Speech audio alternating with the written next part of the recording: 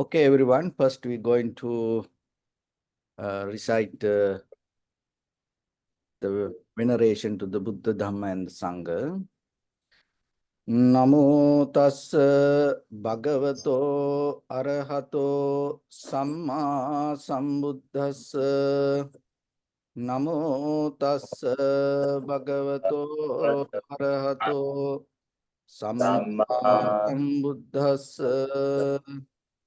Namo tassa bhagavato arahato samma sambuddhassa. Homage to the blessed one, the exalted one, the fully enlightened one. Okay, so dear venerable monks and venerable nuns, so especially I really appreciate our nun Sakyadita and invite me for this topic. And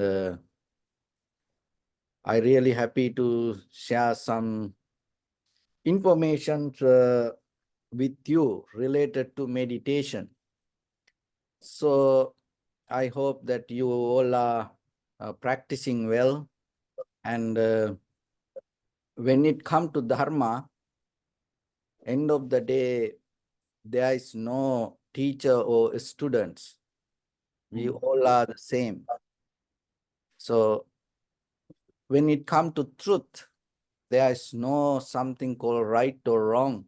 We all need to understand the same thing. And when we understand the same thing and we become the same. So, but when it comes to knowledge, of course, there are separations. Of course, there are kind of like divisions.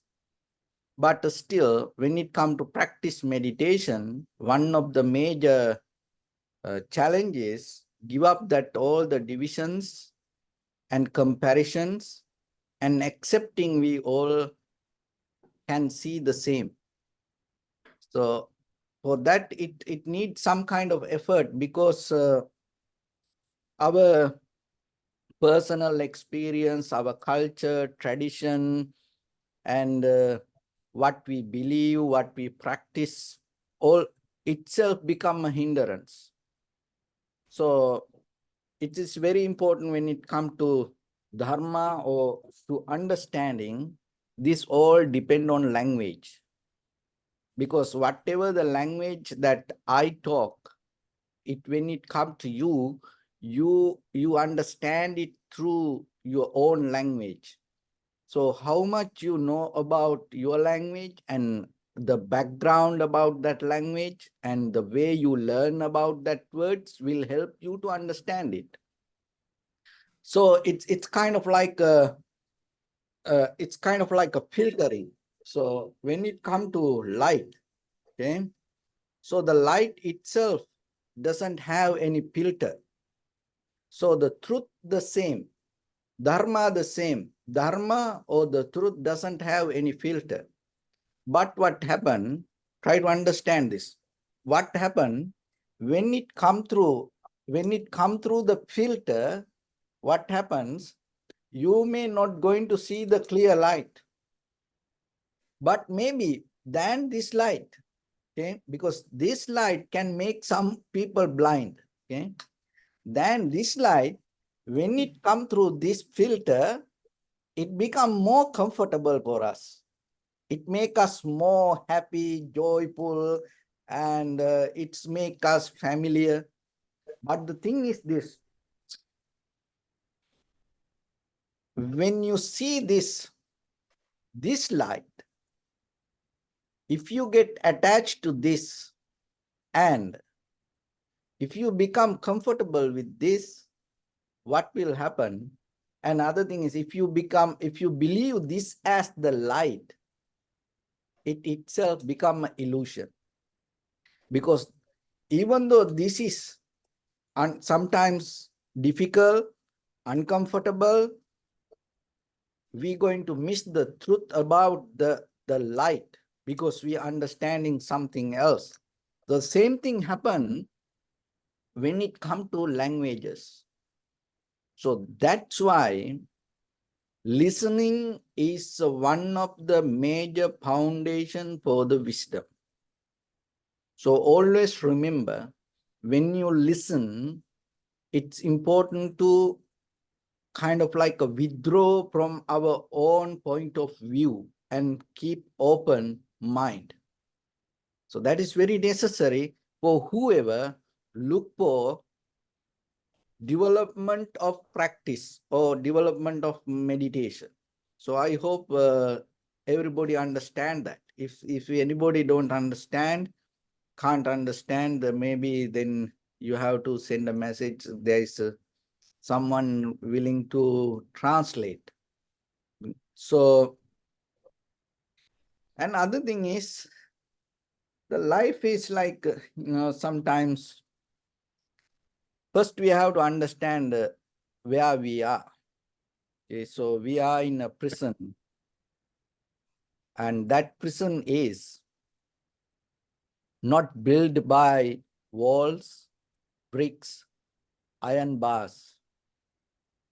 That prison is built by clouds, and it builds by rainbows, and it builds by images, which is you can't handle, you can't grasp, like a rainbow. It's look beautiful, everybody like it, and from child to elders, when we see the rainbow, even when we drive sometimes on freeways, highways, if anybody see it, it doesn't matter whatever the situation, even there is a tornado come, if there is a rainbow, everybody like it, but there is no such a thing called rainbow.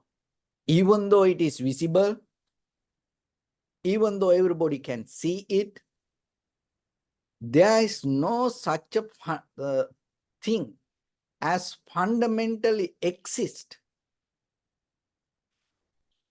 as a rainbow.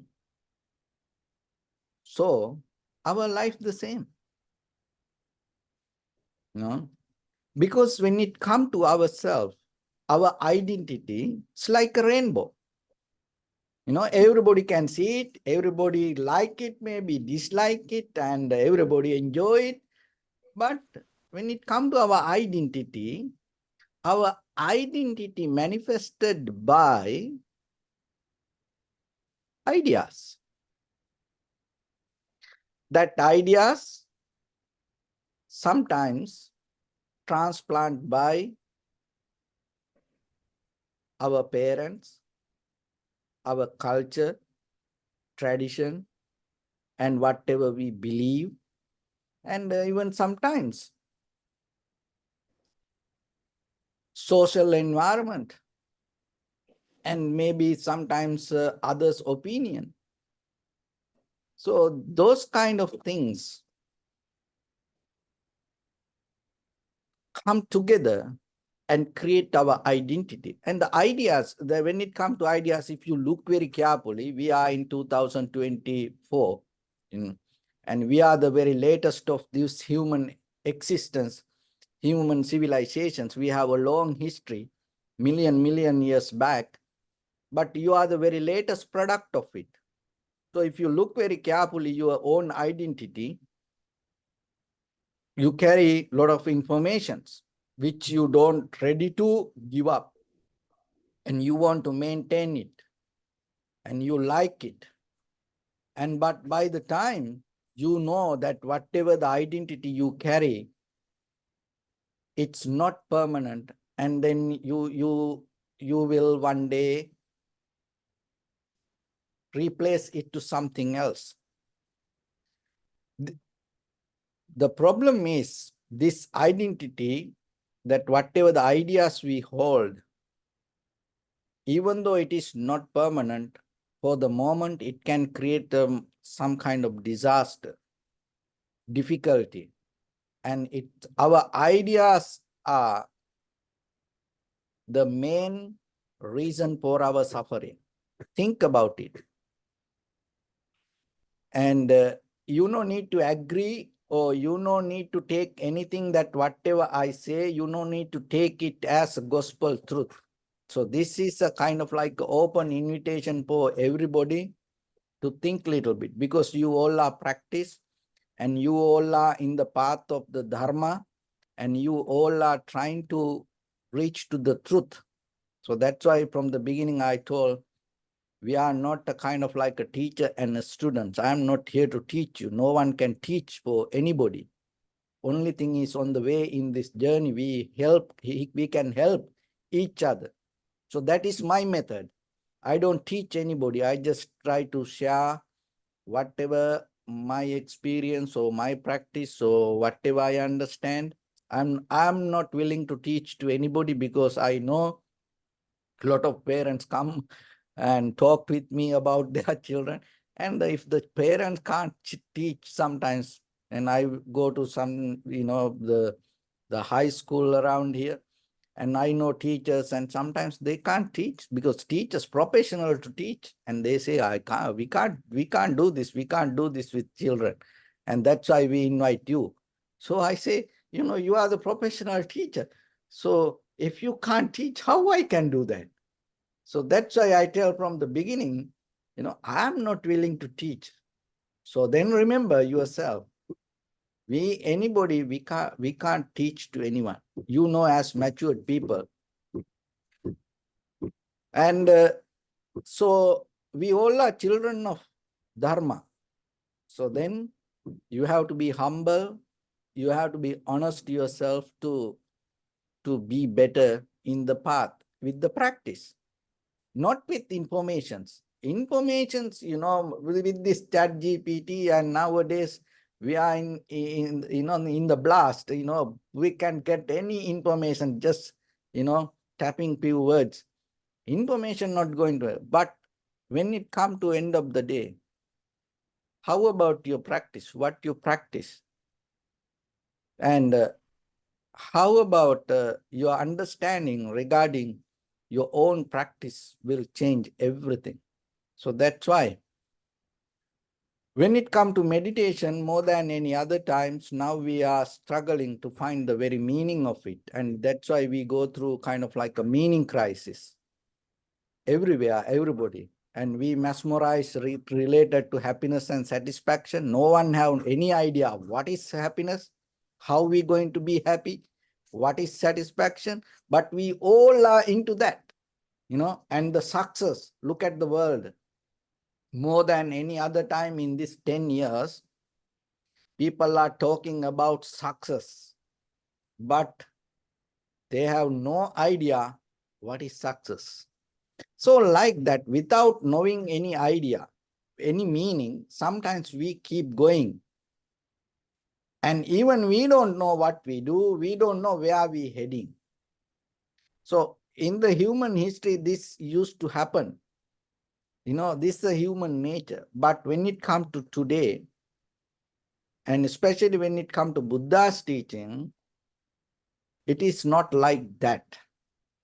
So that's why you have to be very clear. That's why listening, or the Shrutame Jnana, an ability to be open and understanding yourself from the beginning before you jump into practice is very necessary.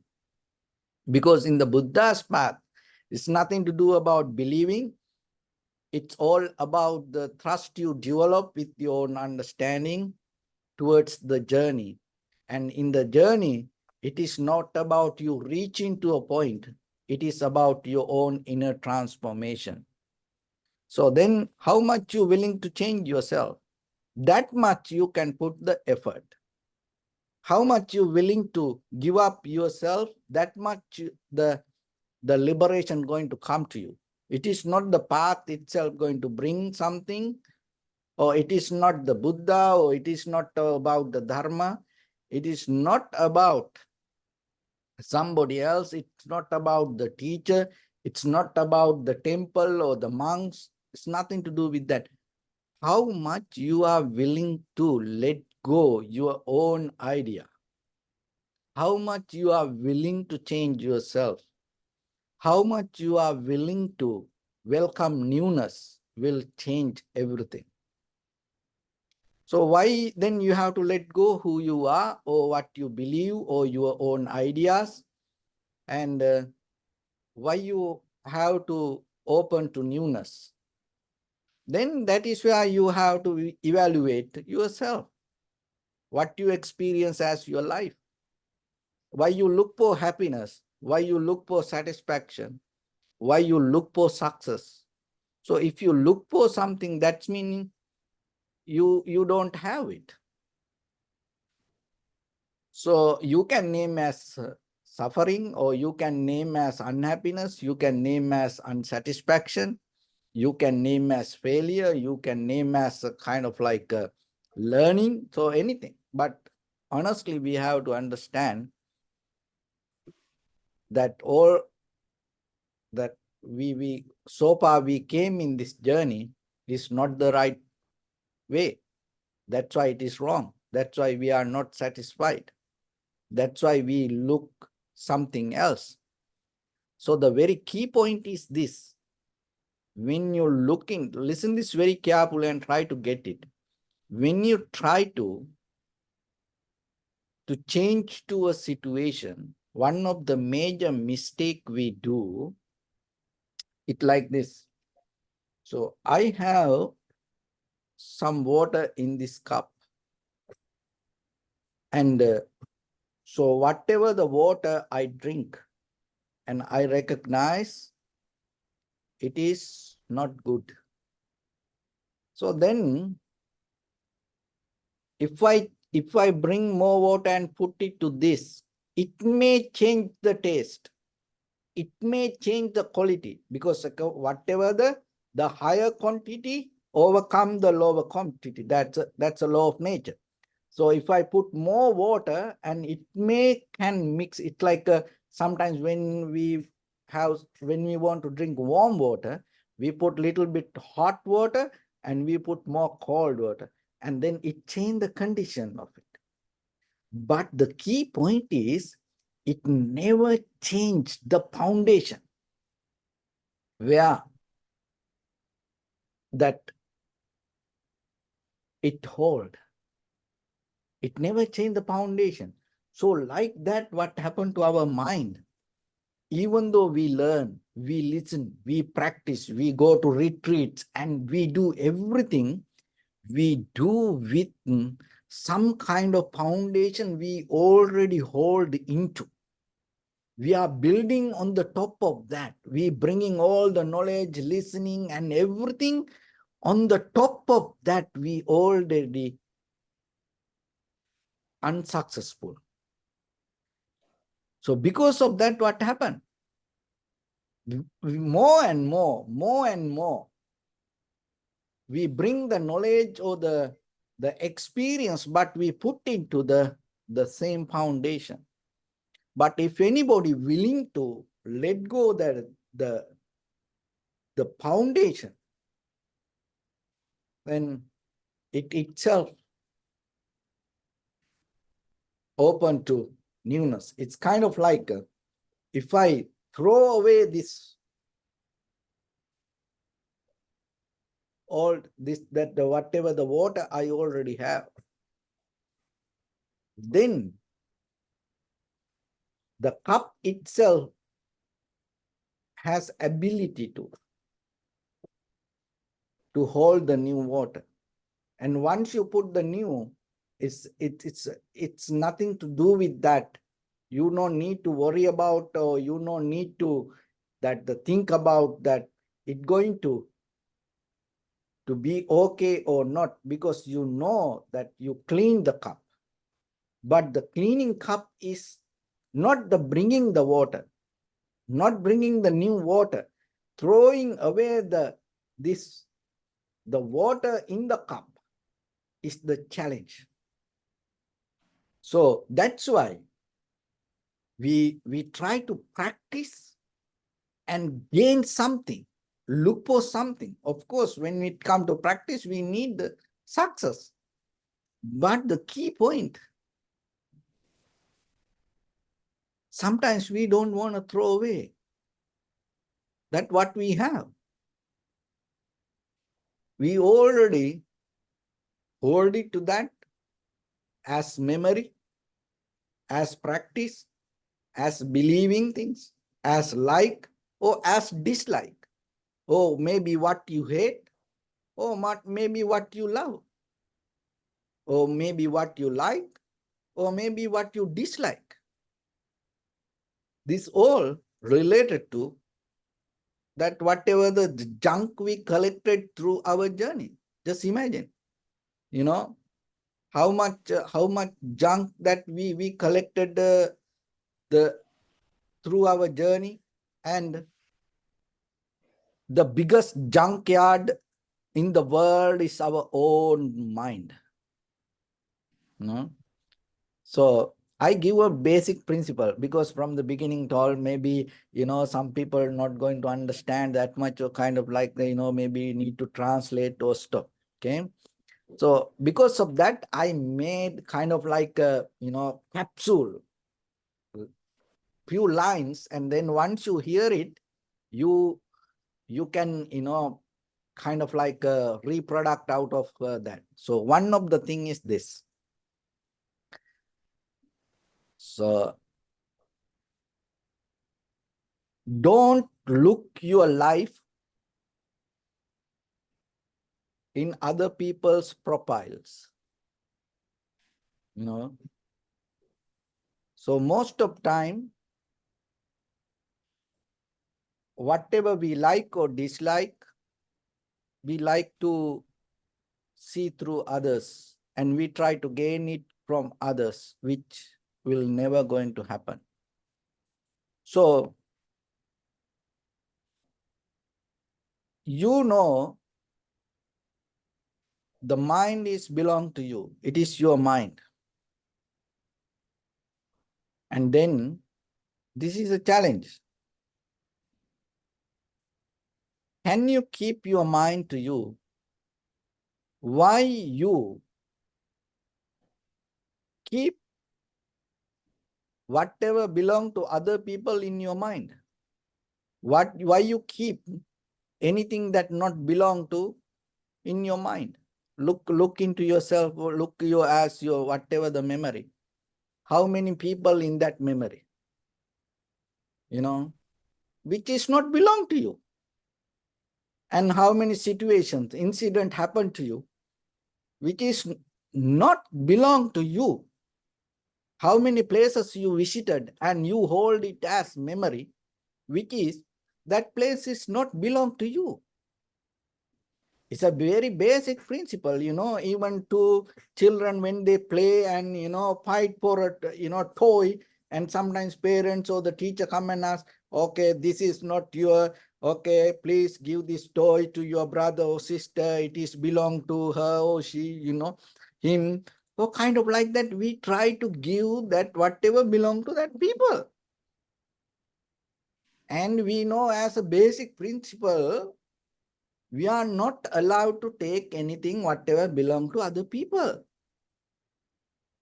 So then every day what I think, whenever whatever come to my mind, that's one of the basic principle, that person or that thing, that situation is not belong to me.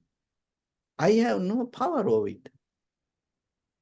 So then why I keep it in my mind?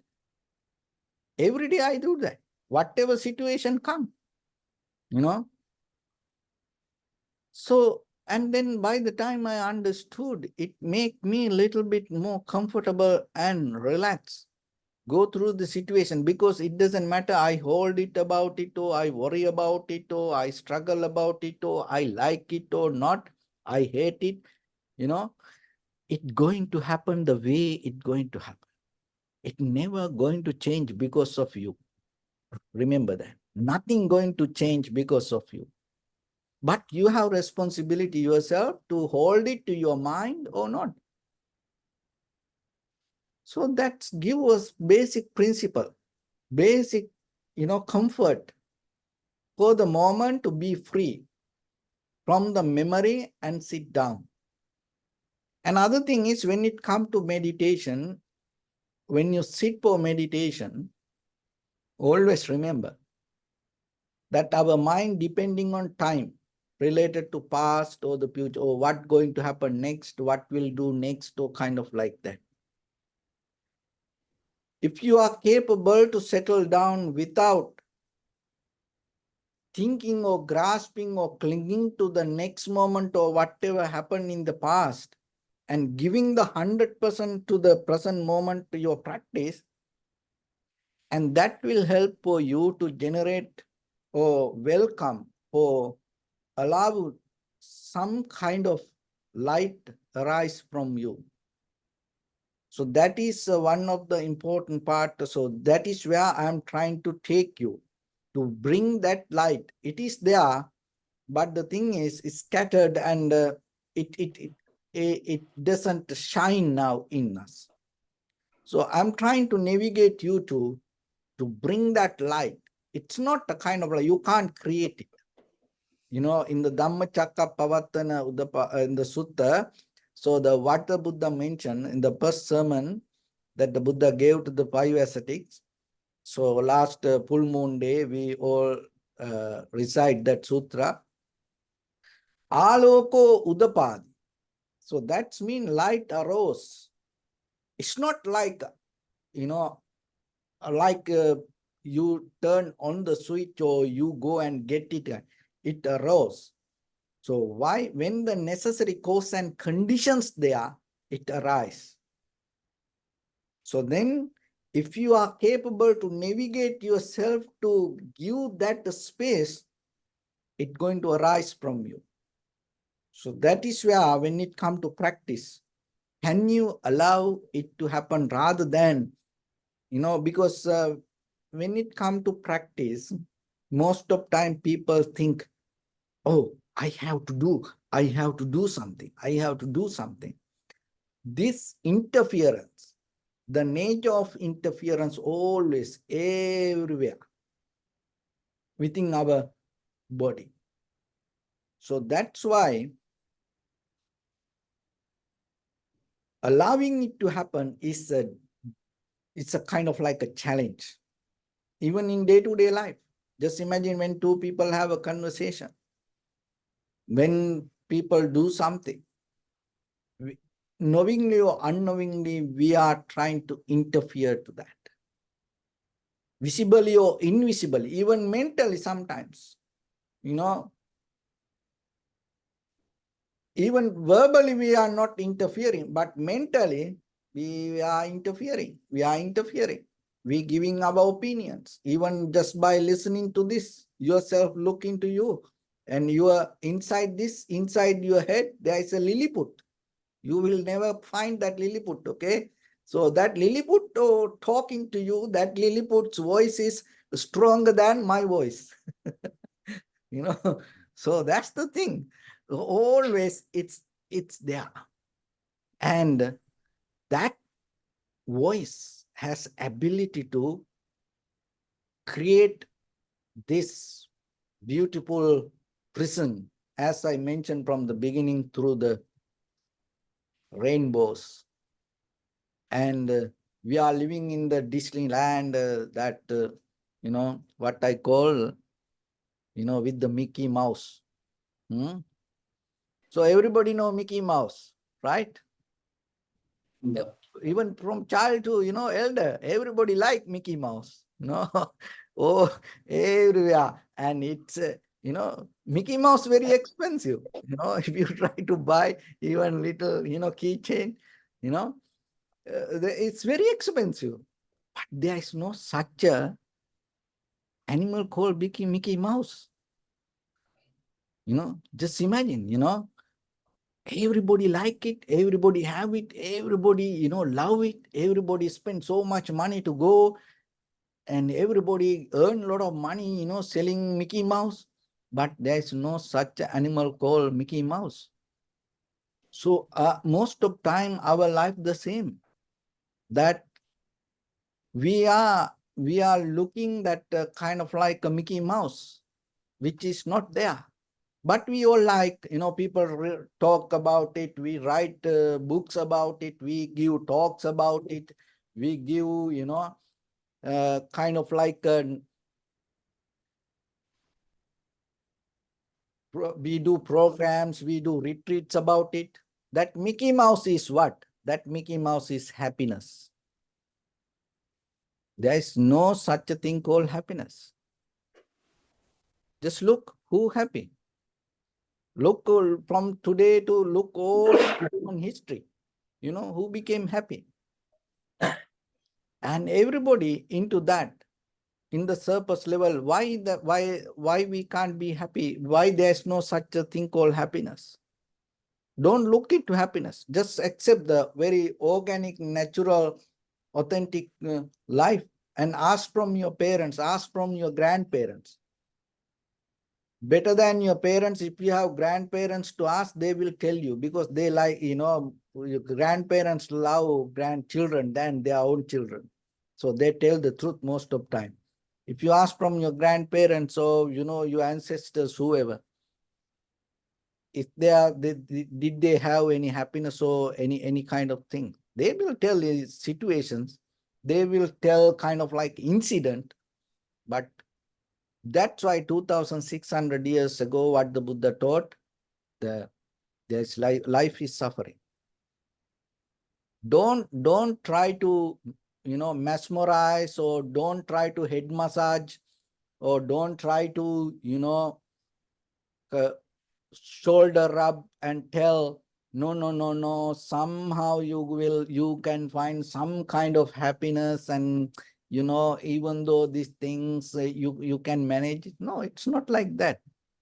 So that's why, because this body, this life is not belong to us, that whatever you eat, it become your body, and whatever the information around you, it become your identity. And whatever around us, that it become your emotions. And then this condition by things, that's the very foundation of the Buddha's teaching, cause and effect, causality. So if something conditioned by something, it always going to depend according to that situation. So once you understand that, it will help you to release your mind from this looking, grasping, clinging, asking, and trying to become. When you don't try to become, that's it. Why you want to become? Because you already you already there. Why you don't look into that, and where you try to go? You already complete. Why you try to look for completion? So if you are capable to settle down, rather than look, that settling down is giving you some kind of wisdom. That wisdom you can gain out of the introspection. So the out of that is the important thing. So, but the today introspection, that tranquility meditation, Vipassana meditation. So in this two meditations, as you know, oh, you all are practice meditation, you all are matured people, no children here. The meditation today is like kind of like when it come to whatever the other meditation is okay. We have we're not going to justify about it. We don't need to argue about it or anything like that. But remember, the Buddha's teaching, when it comes to tranquility meditation, and especially when it comes to Vipassana meditation is not like using a condom. Why people use condom? To stop, making children. But they do other everything. They become happy, they joyful, they used to keep their own desires and blocking the outcome. The meditation, especially Vipassana meditation, you can't do like that. Don't use it as a condom. People do everything.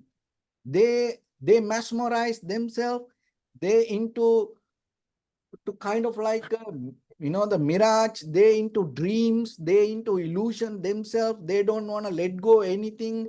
They want to keep their self-centered, egocentric mindset. But end of the day, they want to practice Vipassana and they try to find something else. It's not going to work. Because when it comes to Satipatthana Sutta, and the Buddha very clearly mentioned that in the Satipatthana Sutta, it is nothing to do about happiness. It's nothing to do about joy. It's nothing to do about a kind of like a conventional satisfaction. And as matured people, you all know, you had a better life, that you went through life, and you know that whatever the moment that you went through, that conventional satisfaction is a kind of like a struggle end of the day. Nothing wrong with that, because until we get tired, we have to be with it. Okay, so when it comes to Vipassana level of meditation, always remember that is directly take you to liberation. That's it. In the Vipassana level, and if you look into the Satipatthana Sutra from beginning to end, there is nothing about conventional life. There's nothing. Buddha never talked anything about conventional life, because the Buddhism, when it comes to the Buddha's time, the conventional level of happiness and satisfaction used to be to the highest, and people got tired about it.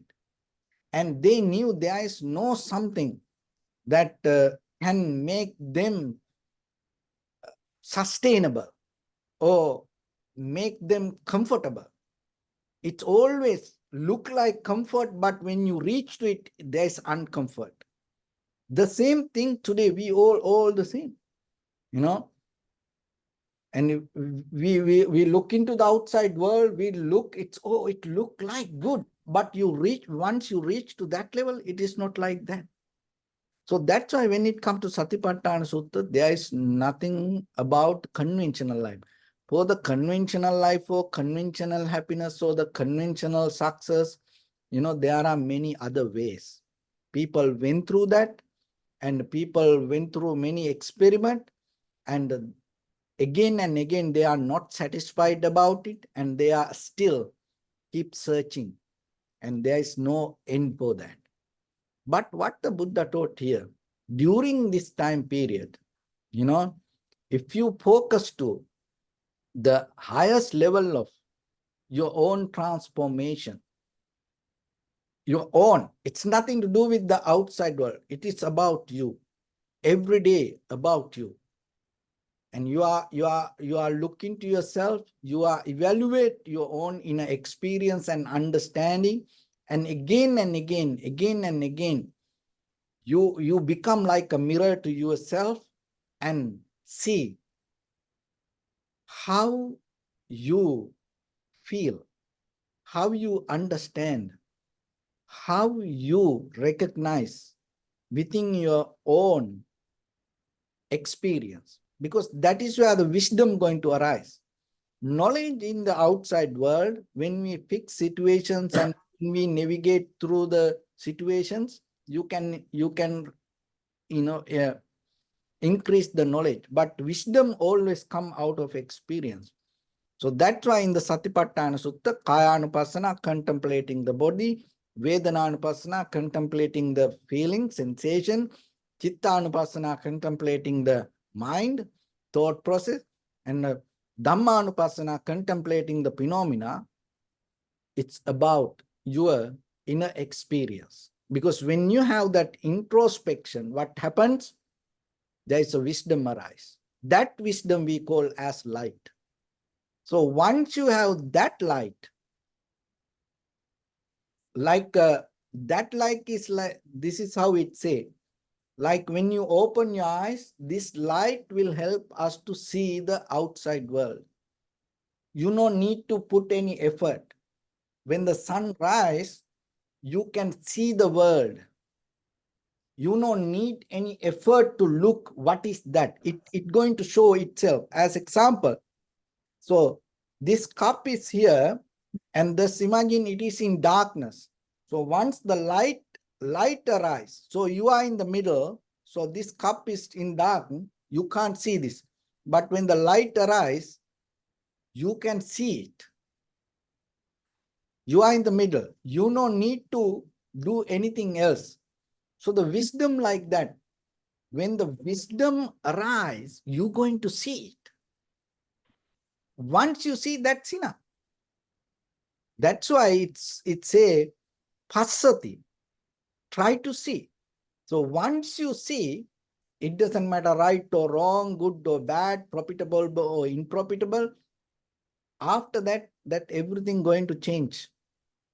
But come to see that when you see, how your mind going to be, your point of view, how it going to become clear, and how it going to be released from your own point of view, how it going to be free from dust, how much clarity that you have when you see something is a challenge.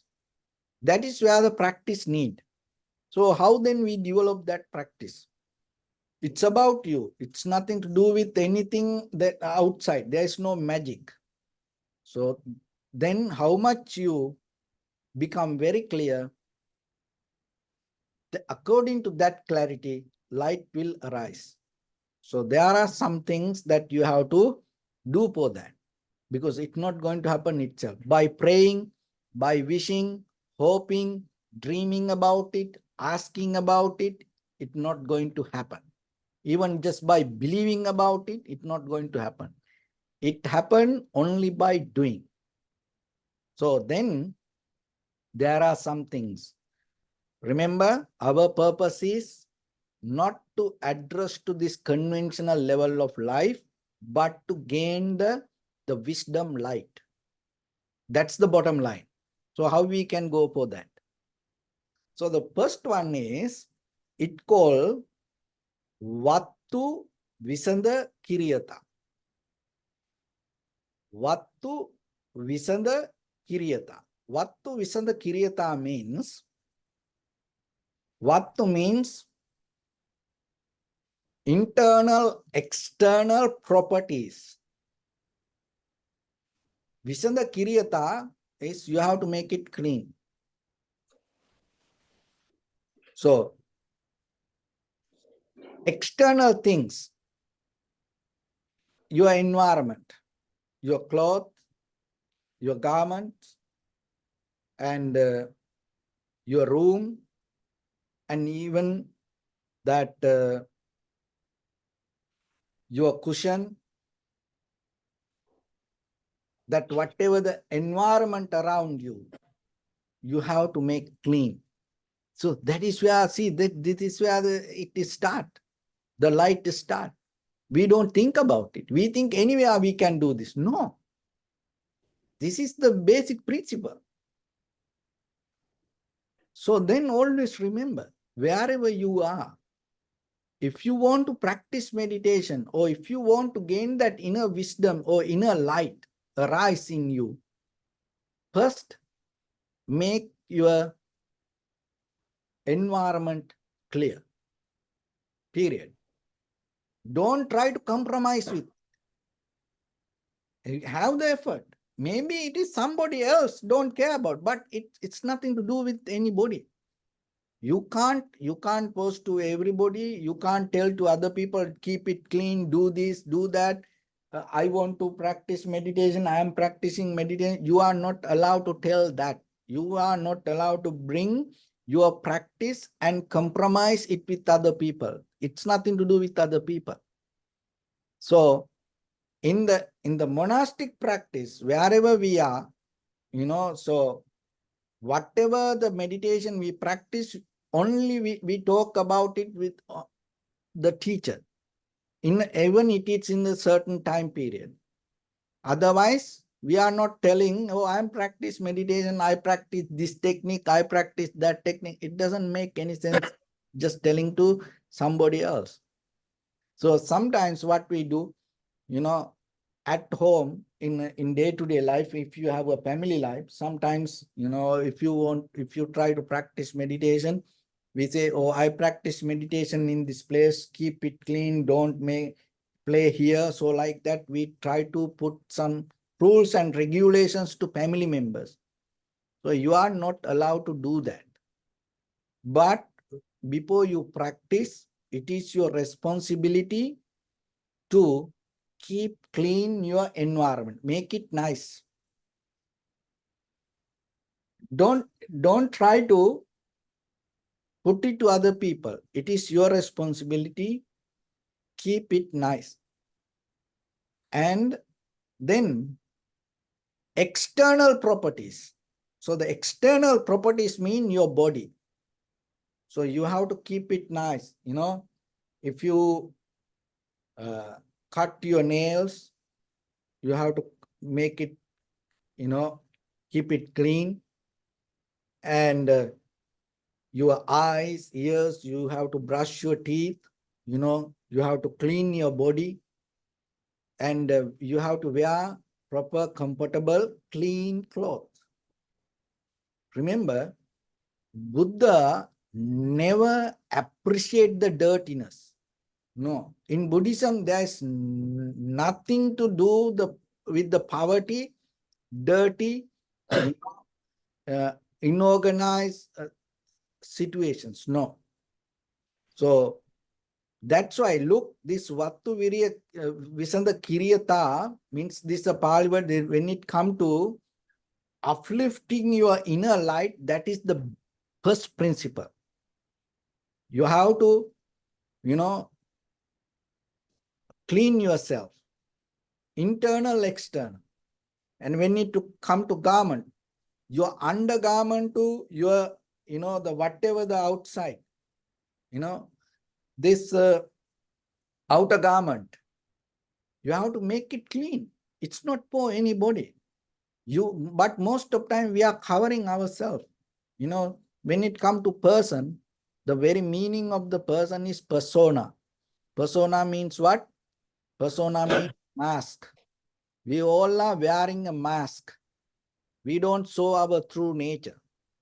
And in our temple, when we come to monastery, we are like 10 years, 11 years, that time.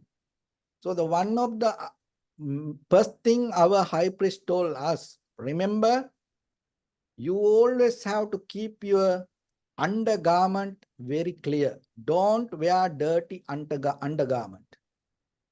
I still remember that when I go to high schools, that is one of the things I teach to children. And some parents ask about it, and then they think, oh, dear, we never thought a Buddhist monk will come and talk about this. Our high priest told, then later I understood it. Our high priest told, why you need to do that. It's not, see, then when it comes to later meditation, when we look into this, how the wisdom, we bring the wisdom to ourselves, see, the Vattu Visanda Kiryata, keep clean, inside, outside environment belong to you, is the first principle. See, that's the foundation. But we think, oh, practicing Vipassana is something, the getting wisdom is listening to a enlightened master. It's kind of like that. Why our high priest told, just imagine in case you go out, you go to the society, suddenly, there was an accident, fell down. What the first thing people do? They take out your garment. And in case if your undergarment so dirty, maybe you wearing very nice things, but your undergarment dirty, people don't feel good or happy or comfortable to touch you. So that was the reason that high priest told from the beginning, because that's what we understood that time. But later, when I study because everybody look for wisdom, and I was go through reading Abhidharma, all the sutra and things. What are the principles? And then this one of the principle I found. Vattu visanda kiriyata. Remember, you practice and then always don't try to listen to the same thing every day. Try to push yourself, go a little bit more deeper. And if it make it uncomfortable, it is okay, because that is where you grow. No? So that is the foundation. So then try to maintain it with yourself and look into yourself. When you practice meditation, sometimes, whenever you want, you just sit and close your eyes, and maybe you keep doing something, maybe you keep eating something, and then suddenly, you come, maybe just imagine you are talking with somebody and you bell ring, you come and sit meditation and close your eyes, and you try to concentrate, it's not going to happen. Why? Because the mind is like a current. The body has a current. It's follow the current. So then once you close your eyes, it's not going to stop. It's going to take you to that current, which we call that's the habitual patterns. So that current you have to create when you are not practicing meditation. And that is where, when you sit for meditation, you are capable to develop the inner wisdom. And maybe you are keep eating something, and then suddenly you drop it there and you come and sit and close your eyes and try to practice meditation.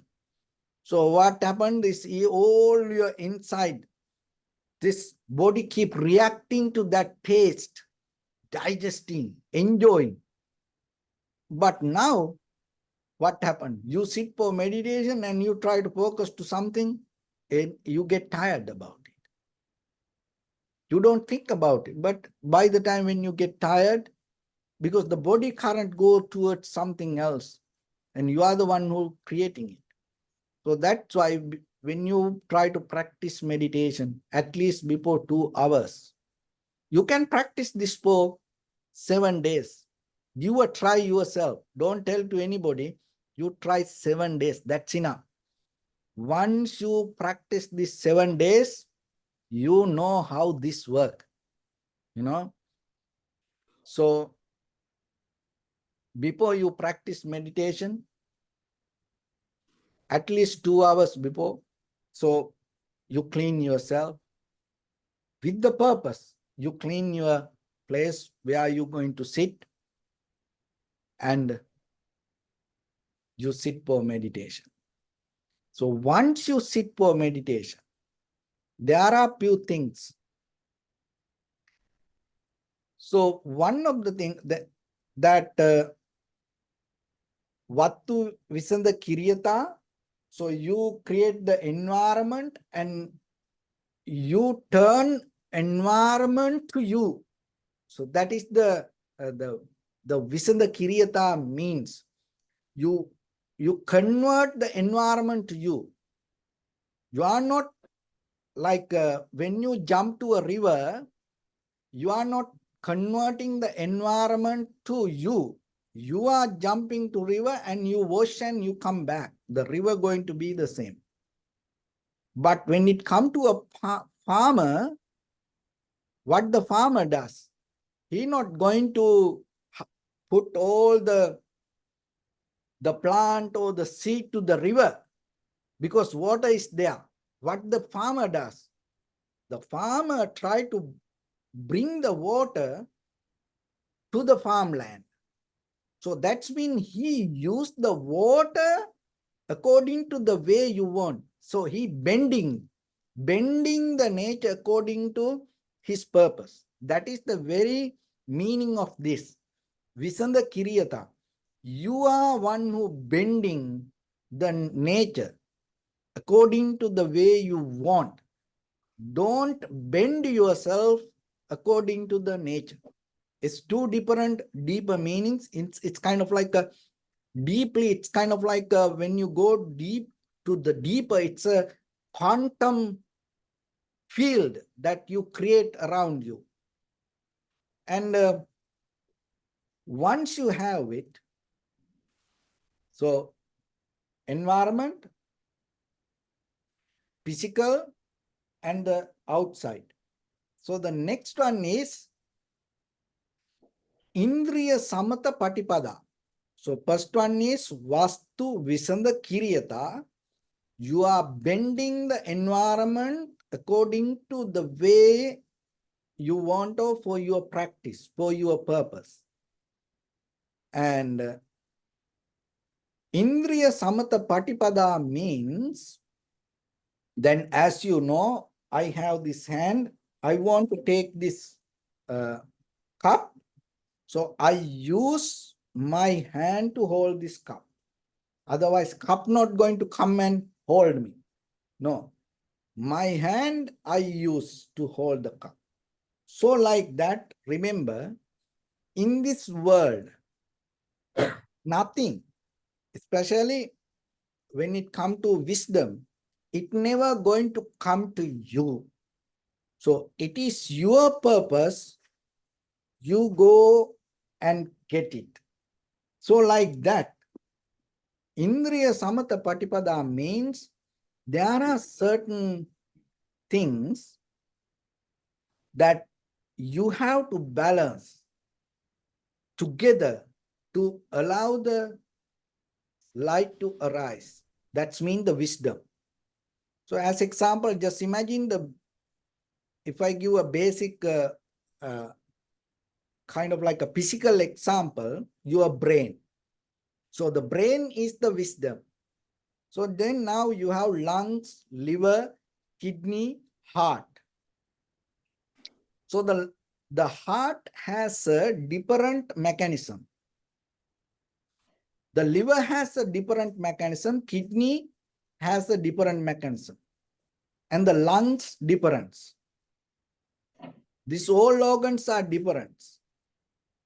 It has a different brain, different mechanism, different character, different responsibility. It's not the same. What the heart does, not going to do by the liver. But the thing is this all interconnected. The heart and the lungs interconnected. So even though lungs work separately, it responds to heart. And it responds to liver. It responds to kidneys. So once the heart, liver, kidney all together interconnected, it helps for your brain to work properly. So like that, there are these physical organs. There are spiritual organs, 5 organs, you have to make it balanced like that. Those are, first one is the Shraddha. So Shraddha means the confident, conviction. And when it comes to Shraddha, or the confidence or the conviction, actually, as I mentioned from the beginning, so what you understand by conviction or confident, it may going to be different than the very original meaning of Shraddha. So that's why we use this Pali word, and if you are more interested, so you have to go into the Pali word and see what is exactly mean by Shraddha, because according to your language, that meaning can be different. So that's why. So somehow, what the Shraddha does, that's the important thing. Those are bending the nature. So this is how the wisdom arises. And it is not just, you do something. It's not going to happen. So the Shraddha means what it does. It called Adimokka Krutya. So Adimokka Krutya means it take you beyond what you know. That is the Shraddha. It create a bridge. So just imagine that whatever you know about things, you already know.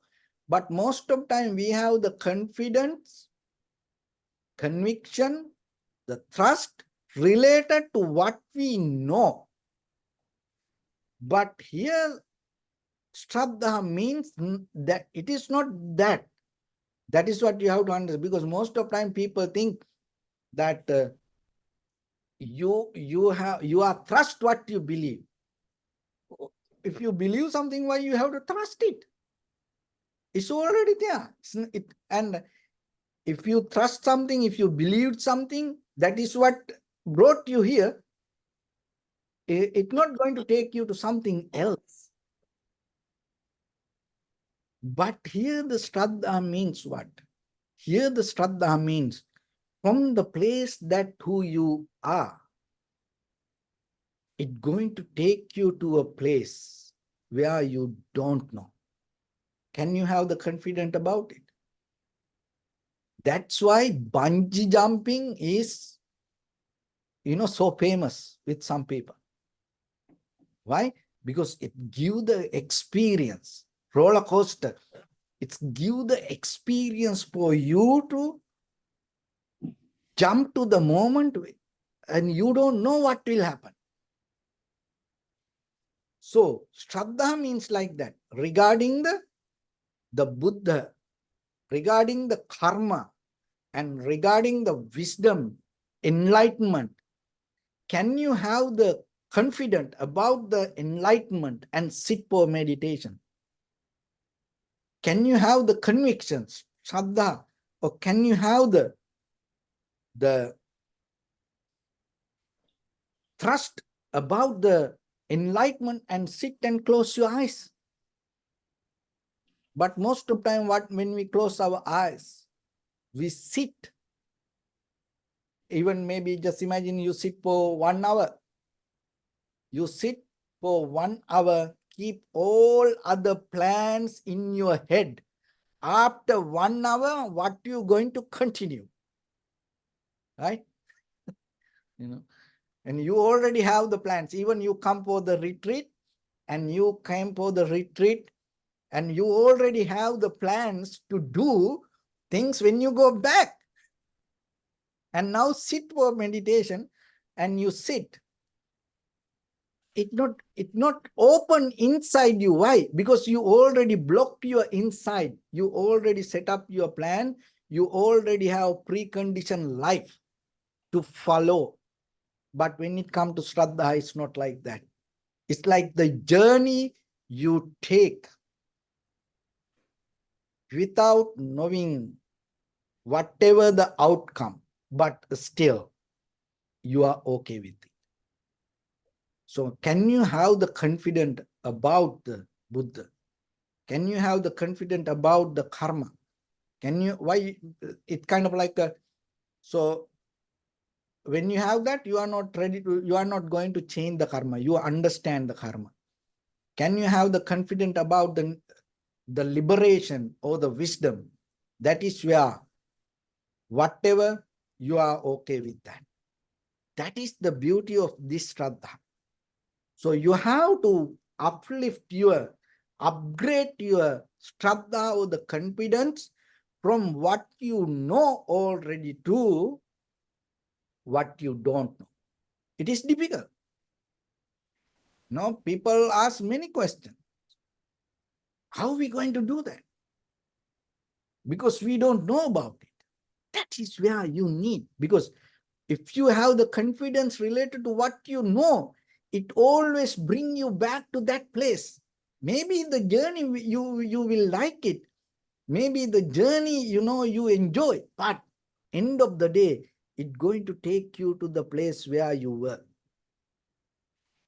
So that's why when it comes to wisdom, if you really trust the Buddha and look into his life and see, he gave up everything and he had a one-way journey and heading towards enlightenment, and give up all that whatever comfort around him, and even the peoples, and even when it come to pious ascetics, then they had all this social comparison and validations, and they came against Buddha when he ready to give up that, go away from this all the very vigorous, difficult ascetic practice.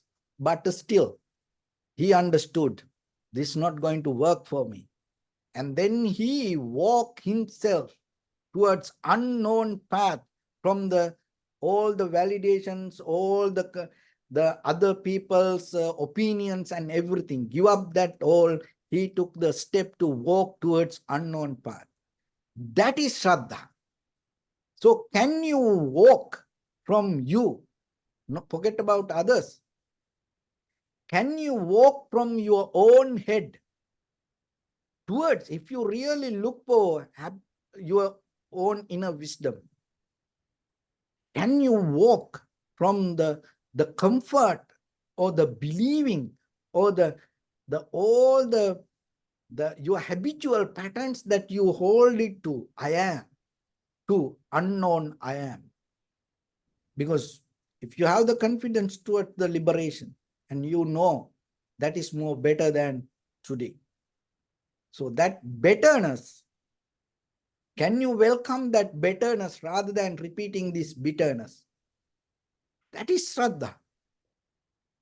And and not only that, remember, Indriya Samata Patipada, the Shraddha is one thing, and then the Virya, the effort, it's the effort, explain it as the Paggaha. Paggaha means developing the strength and the power. For your Shraddha, it need to align, it need to come together. Like 5 fingers work together, then you can hold something. Shraddha itself not going to work. You have the intention to walk from known to unknown, but itself, only Shraddha cannot do that. Just imagine if you are lazy, very lethargic, no strength, no power. The Shraddha itself not going to work. Even though you want to go towards the wisdom, if you want to change yourself, it's not going to happen. So then you have to bring the effort, energy towards the Shraddha, power. Again and again, look at ourselves. We every day keep eating. We every day keep drinking. We every day keep resting. Not for a one time, for our physical body.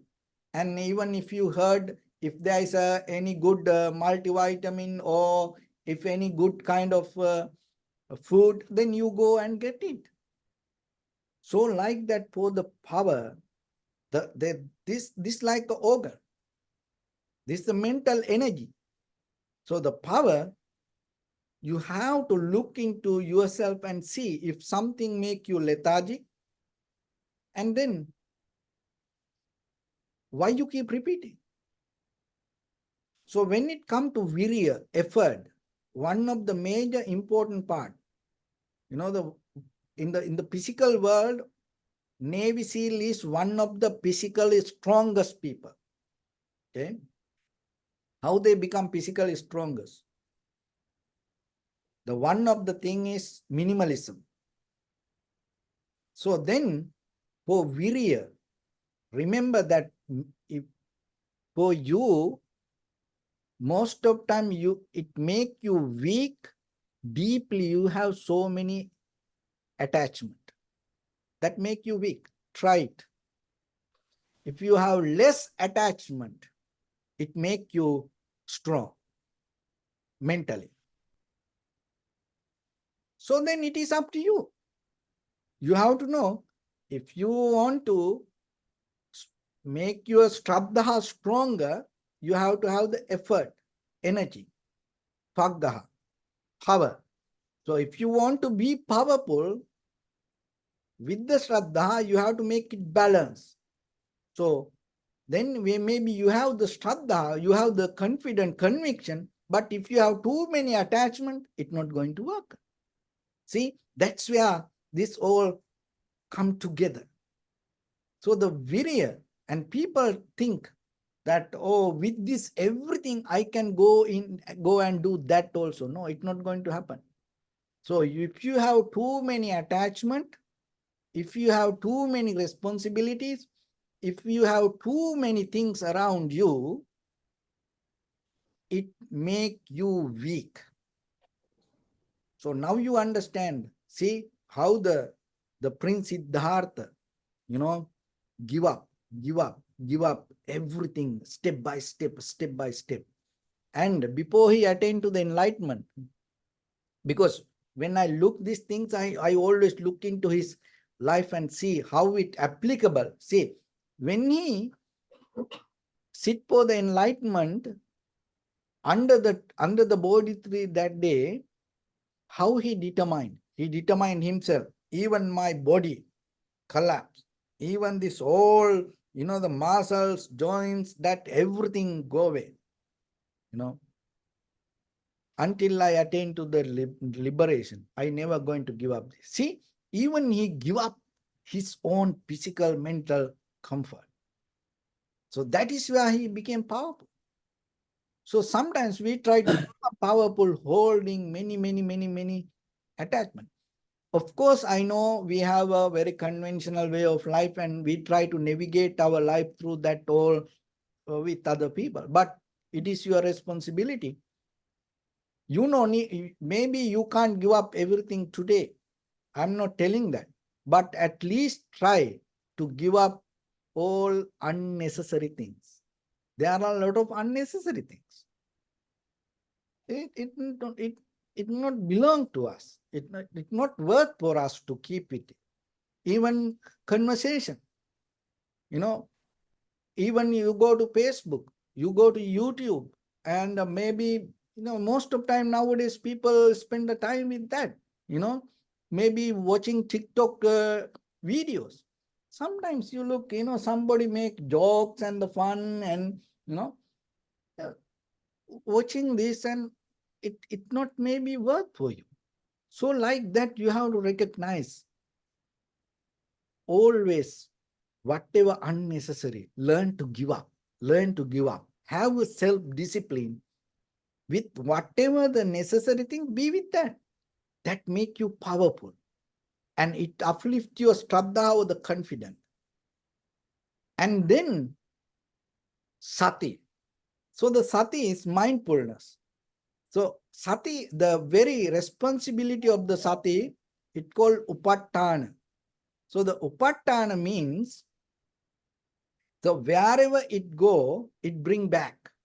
That is what called the upattana. Wherever it go, it bring back. So again and again, it bring back.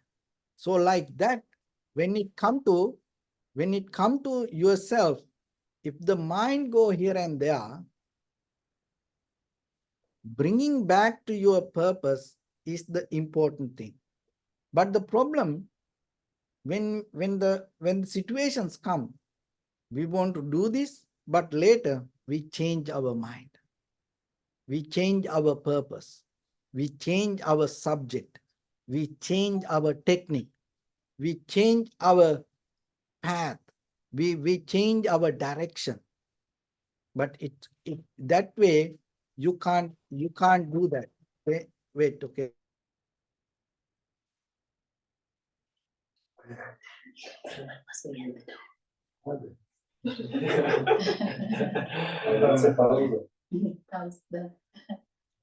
Sorry. Okay. So that's why always you have to remember, sati means it's not just you sit in one place and you stay in one point. No, when the mind go here and there, you recognize, oh, this is not my purpose. This is not for me. Because mind always go here and there, and we have many options in day-to-day life.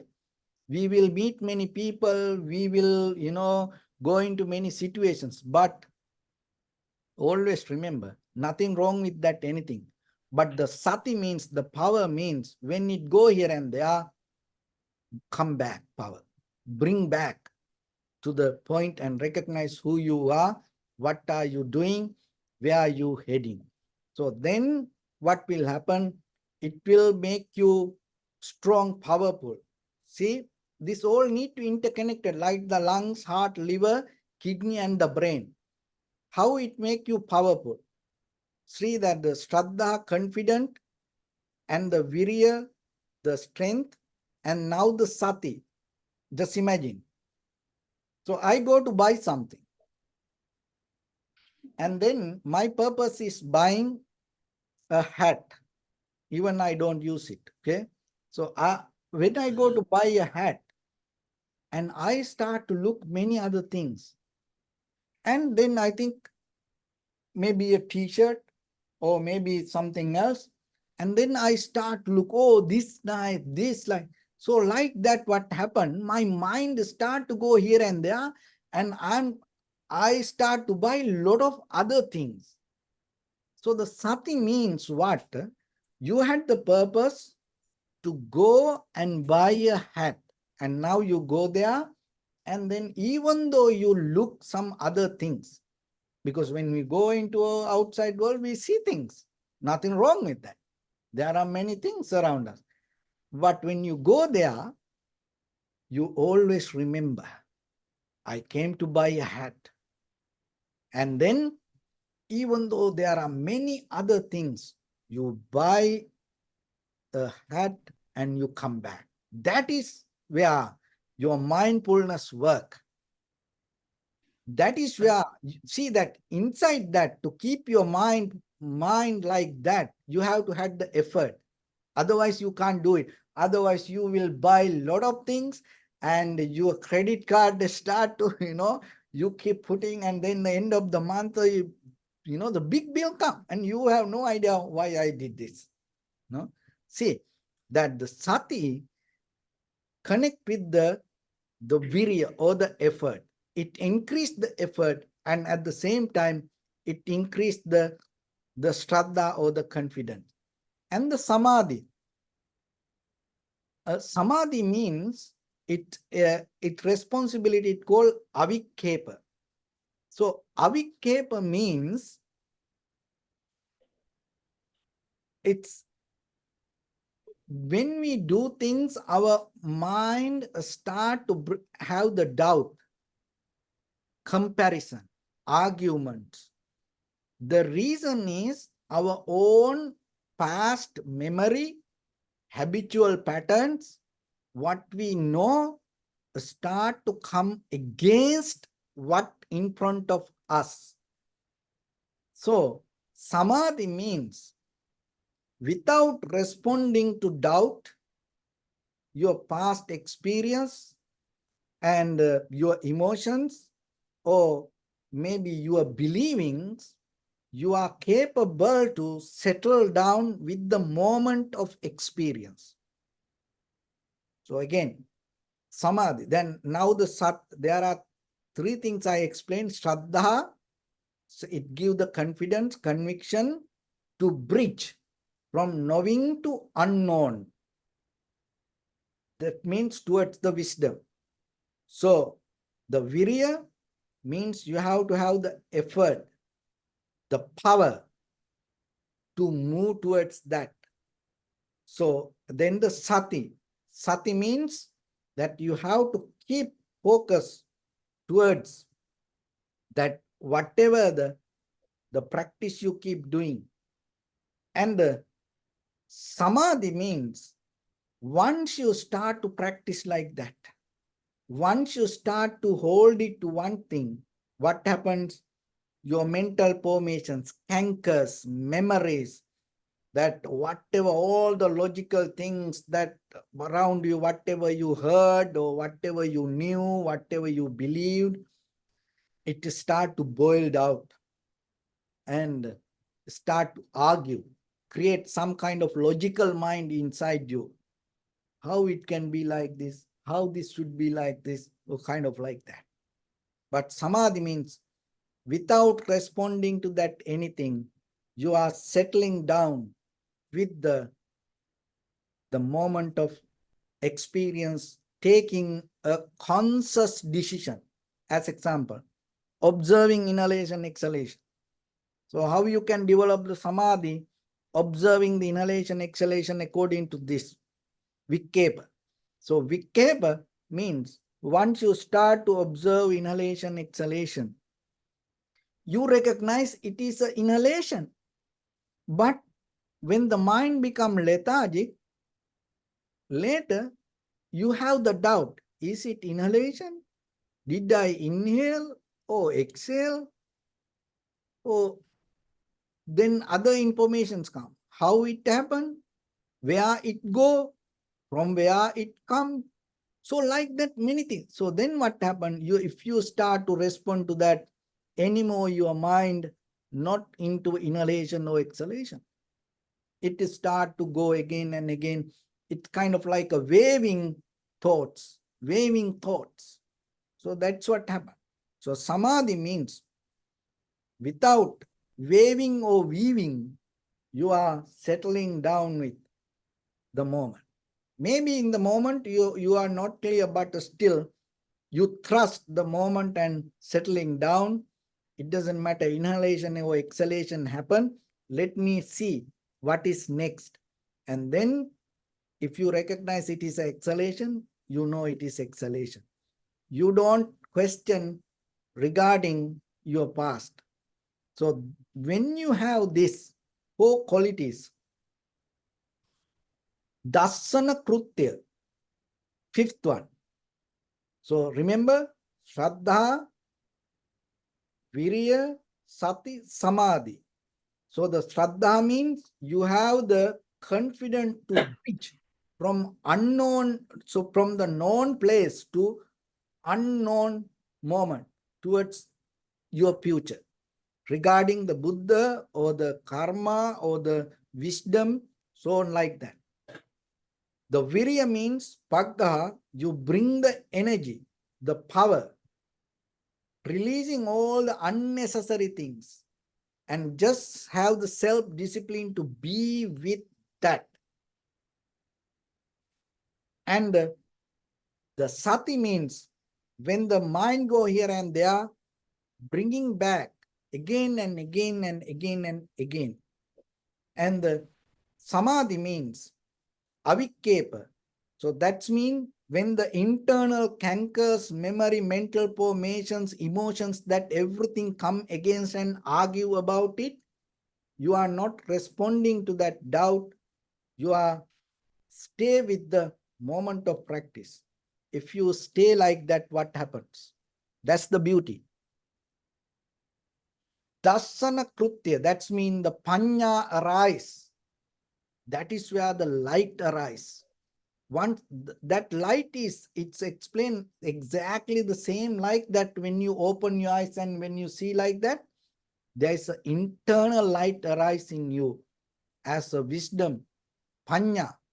That means when the perception arises to you without having preconditioned mind, you are capable to see that perception, how it perceive, and without binding to the perceiver, you are capable to see that. So that is what called the panya or the wisdom. So all this perception arise in around us. If you have that clarity within yourself in the moment, and that is what called the panya or the wisdom, and that will show you the true nature of it. Otherwise, if you try to think about it, it has a very limited capacity according to the power of the thoughts, according to the power of the knowledge.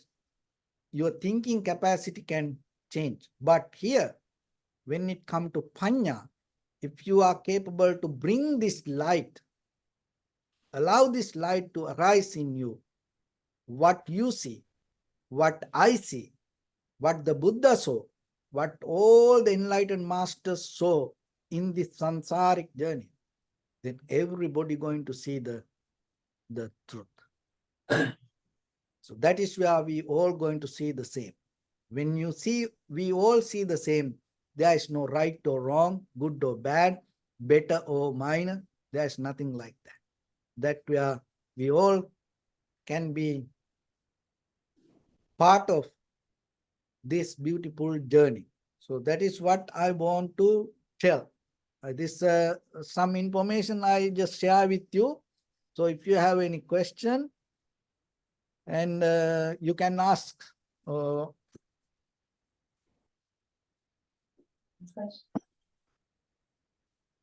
Everyone's enlightened. It's don't think it's important to it's not a kind of like a, this is the thing. It's not kind of like you listen to something and you accept it. It's not that.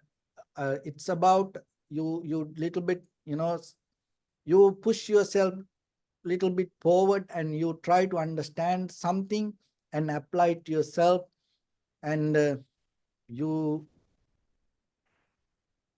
transform inside your own inner wisdom, even though it may not going to apply for today, but once you understand that, it's going to be there with you. So if you have any question, yes. Venerable Shant, I have a question. Yes. For us as monastics, we have given up the lay life to practice, to realize the truth. For people who live in the conventional life, for them, like say now, brothers and sisters here who have come on retreat, maybe some people might have a question, or how can I give up my attachments, like family especially? So what would be your advice? Yeah, okay. So when it comes to mind, it's not about the conventional situation. It's our conscious decision that sometimes people live in a lay life. They have a family and they have a husband, wife, children, and everybody around us, but their mind is somewhere else. They live with them, but their mind is somewhere else. So what does that mean? That's mean that wherever their interest goes, their mind go with that. So nothing wrong with living with other people or whatever the condition around us. Only thing what you have to understand, it's nothing is belong to you. If you understand that, I think that you can have a very conventional, comfortable life. You live with your husband, wife, children, and all your family members, but you have to understand they are different. They are not you. They have their own way. Even as matured people, as family members, that yourself. Even you live in the same house, but end of the day, you have your own space. How it is possible? How it is possible that you can have why you have your own space? Because end of the day, we all like that. If you understand that, you become more responsible to give others space. So that is where your conventional life going to become more comfortable for you and for others, because you are not interfering to others unnecessarily. Just imagine, if you are the husband, wife, or the children, parents, if you are always interfering to your husband, wife, children, family members, believing they are yours, what will happen? It's going to become a mess, and it's going to become very difficult. Of course, for a certain level, maybe we are emotionally, get massage, we are emotionally mesmerized, but 24/7 it's not going to happen. Once a while it may happen, but you have to understand, to happen that once a while, maybe you sacrifice your whole life, and is what the point. Another thing is that we say, may all living beings be well and happy. Just imagine then, our life depend on other people. Our life happen because of other people. A lot of people sacrifice themselves for us, and they are invest their life for us. So then we have responsibility. If we are really think about them, if we are really love them, if we are really take care of our parents, our husband, wife, children, friends, and family members, to pay our gratitude towards them, what we should do, we have to be more better people ourselves. So how we can be better ourselves? Of course, uplifting your spiritual life. There is no any other way, because most of time, lot of people, even though they don't talk, it's kind of like, rather than becoming better, we are emotionally struggling each other. Our bitterness, we never share with each other. We try to cover up our bitterness, through certain situations in day-to-day life, But if you really think about them, other people, the best that you can do is one thing is transform yourself to a more better version, or develop your spiritual life and do something more higher than what you used to do. And that way, one day they will be happy. Maybe they can't do it, but if you are the person can do it, because then by the time you become like a firefighter, you are become like a emergency doctor. Just imagine emergency doctors. When there are emergency situation happen, sometimes people rush to emergency and crying because of an accident or something. But the emergency doctors don't cry. They are more, they are not emotionally biased. They are more steady. They have the confidence to take the situation. They say, okay, don't worry, we will try our best, everything going to be okay. So like that, when it comes to firefighters, they come and they are not get panic, they are not crying. They say, okay, wait, let us handle the situation. We're going to take care of it. So like that, in day-to-day life, if you have some kind of a spiritual development, rather than collapse with this, emotional day-to-day activities, you are the one who can help, or even your husband, wife, children, when there are situations happen. Because when that situation, some situations happen, they cannot handle that situation. They get panic, the fear overtake them. They don't know what to do. They don't know how to do. So if you are the person can be there for them at that time, I think in a family that's going to become a great contribution for them, and at the same time it's going to become great help for them. And then rather than paying for unknown, you're going to become the guardian angel for them. Because why? You are there when they need you, right? But if you have that good spiritual foundation, you can be a person like that. Got it? Bless you. Thank you. Anyone else? Any questions? Huh? Well, enlightened. Anything? So No? Maybe Dushka? No? I think Shanta, no more questions. sometimes when it come to asking questions, end of the talk, there are two kind of people. Some people don't understand anything. Some people exactly understand what I told. Yes. There is a question, Venro. One moment, please. Yes. Yes, please. Yeah, like Can you hear? Hold Yes. on. I will bring camera here. Yeah, go ahead. oh yeah, I was listening closely.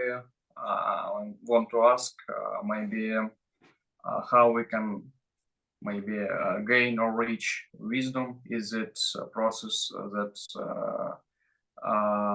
processing during our like meditation while we clearing our mind, or while we mastering some kind of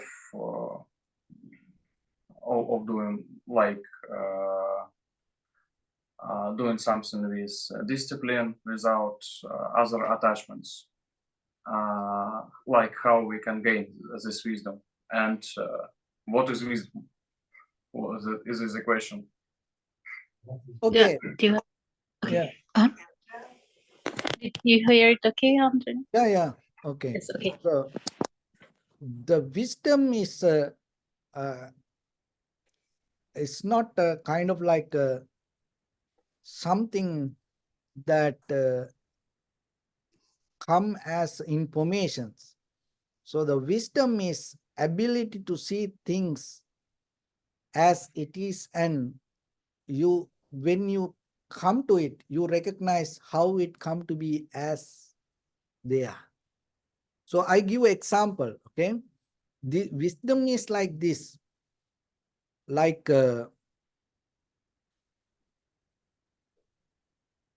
this is an example giving from meditation. Just imagine there is a newly born baby.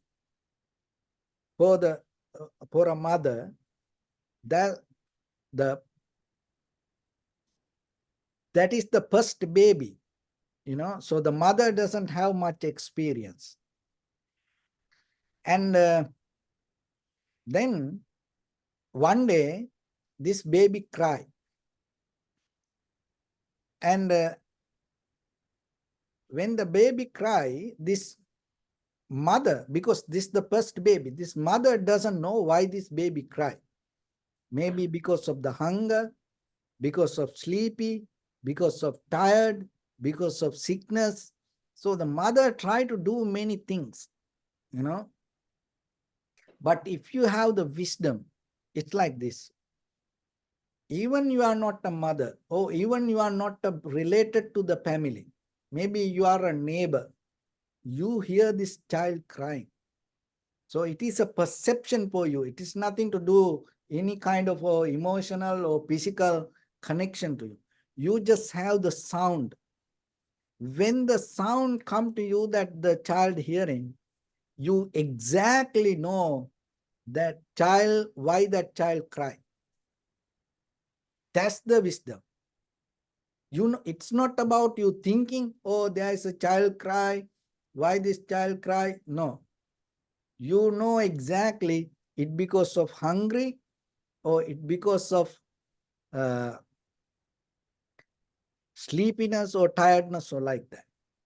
So another thing is this. So this is how the wisdom, you know, that's why, because it's verbal, cannot explain. It's kind of like just imagine I ring the bell like this. I don't know you can hear it. No. Little, very little. Because this sound cancellation here, that's why. Okay, so just imagine, okay, this is the idea about wisdom. So now you saw the bell, and you heard the sound, and then I, you know, hit the cup, and there is a sound also. But now you don't see this bell or the cup, but if I hit here, the whatever sound come to you without seeing, you are capable to recognize that sound. It is a bell sound, or it is a sound hit to the cup. That is where that's why it's a dasana krutya, means it like why you see, why you recognize, how that when you hear the when you hear the sound, how you know it is a bell sound? Remember. How you know it is a bell sound? Because of your memory? No.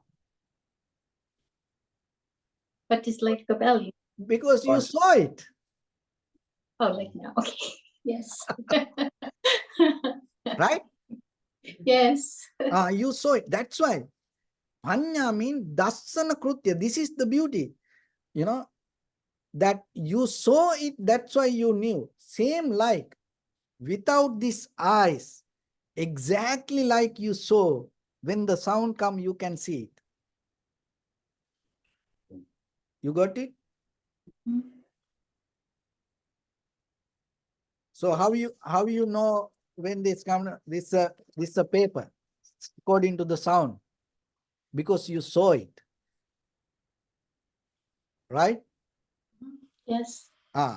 So panya means, the wisdom means, now just imagine you close your eyes, even the sound come, you know it is a paper.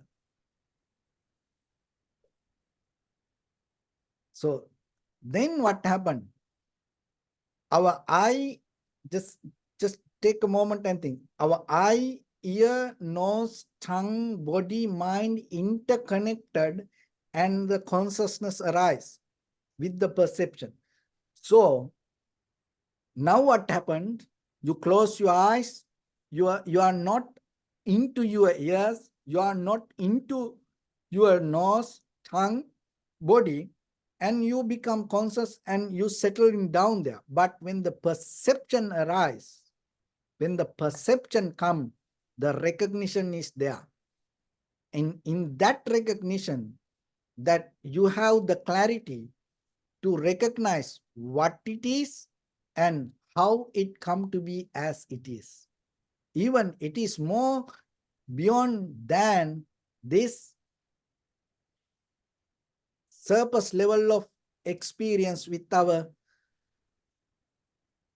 eye, ear, nose, tongue, body, mind faculty. Because this eye is what we see, it is very limited.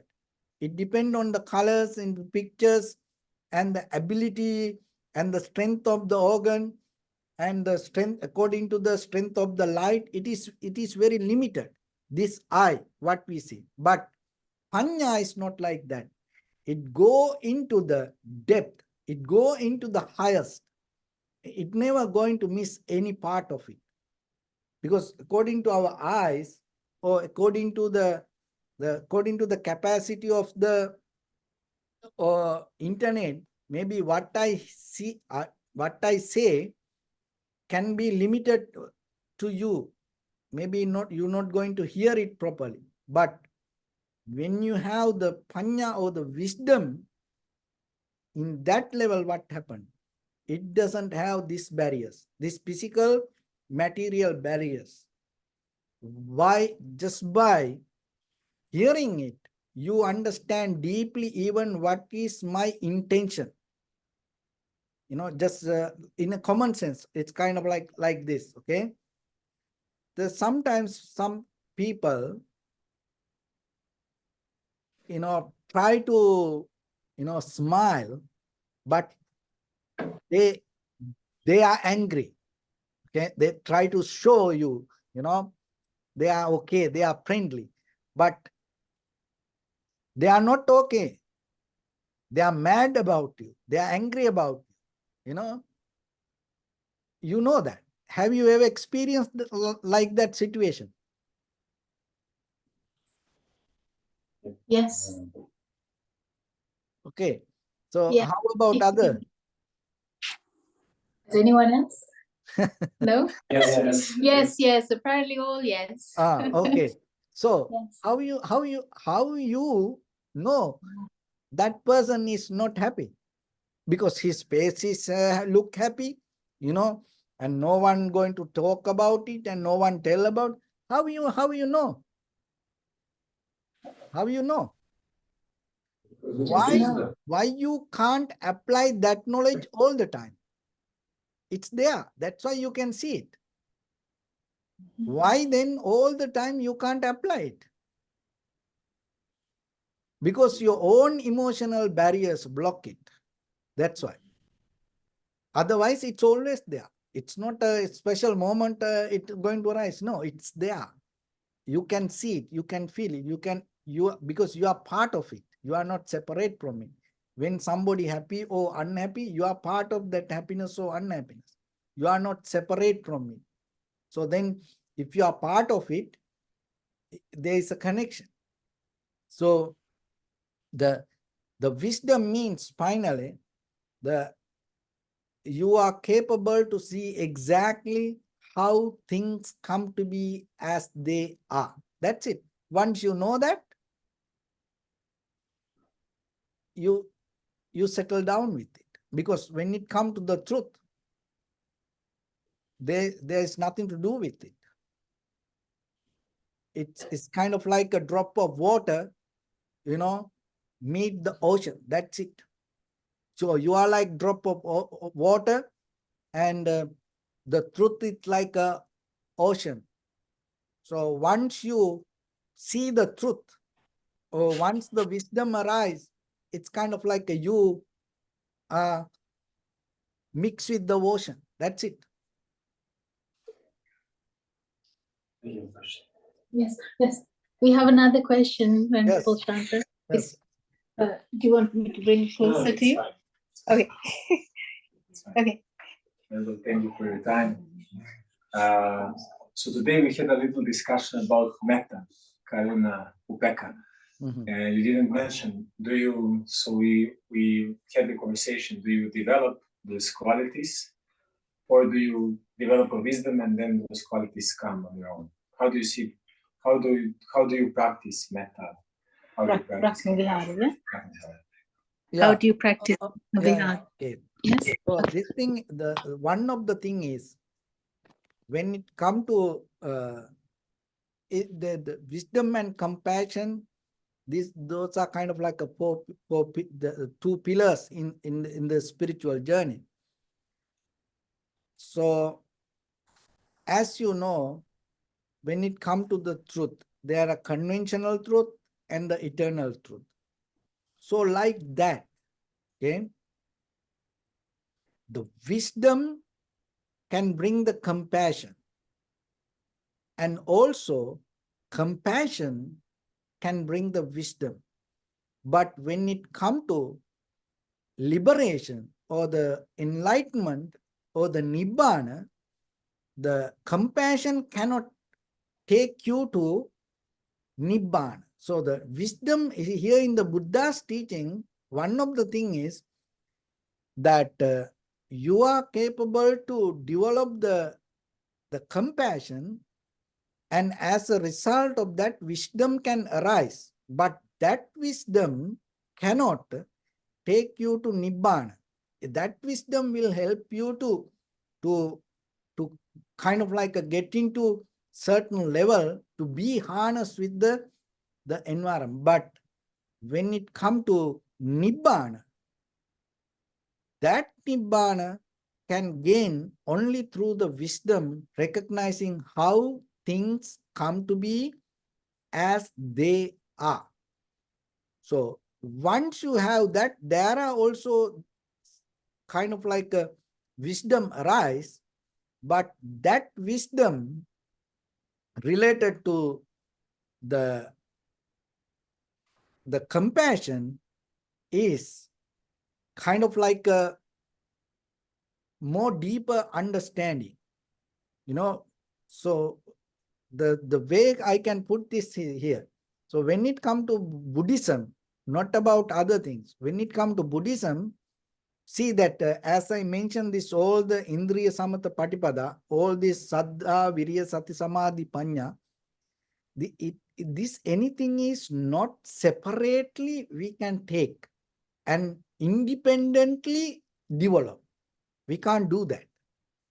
This all interconnected. That is the basic foundation of the Buddha's teaching when it comes to cause and effect, causality. So the compassion and wisdom the same. It is not separately you can recognize. It is both interconnected. It developed together. Otherwise, we can't tell basically, oh, you don't need the compassion. First, you can do the wisdom and the compassion later. Oh, first you have the compassion, then the wisdom. No, it's not like that.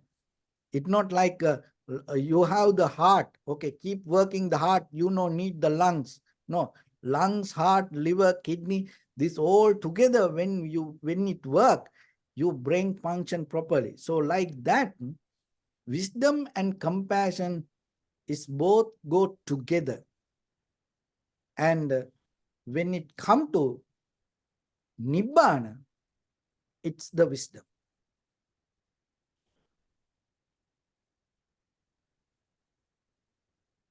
Clear? Clear? Yeah. Yes, I would yes, like- Annabelle, I please. would like, do you practice in everyday life? Do you have any practice for metta? Did you Or hear do you that? just develop? Oh, no. Let me, okay. I think he didn't hear. Please repeat. In everyday life, Uh-huh. any focus in everyday life on metta, or do you have any formal practice like the metta meditation? So this is the thing. That's why for everyday life, metta means, okay, in a metta meditation, one of the thing is what we do, may all living beings be well and happy. And that is the one of the highest that we can practice. Okay. So then you have to remember all living beings contribute something for you to have this life like this. Can you reverse that and understand how you are a result of all living beings? You know, can you grab that? Because just imagine, one bug can kill you, right? There are many dangerous bugs, but still you are alive like this. Why? Because you have to appreciate that bug didn't kill you. You know, it's kind of like that bug giving you the life, contribute to something for you. Your parents, your grandparents, your grandparents, that everybody from your bloodline, everybody contribute something to be here like this today, as who you are. And all living beings unknown, the farmers from far away from other places, they did the farmings, and the doctors, and you don't know who they are today, but they, whatever the injection that they gave to you long time ago, but still, help for you to be like this maybe.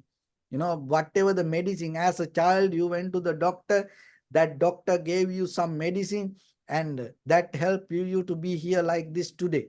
Just imagine that day, 10 years back, you go to the pharmacy and that guy gave you wrong medicine. Maybe you are not here today, right?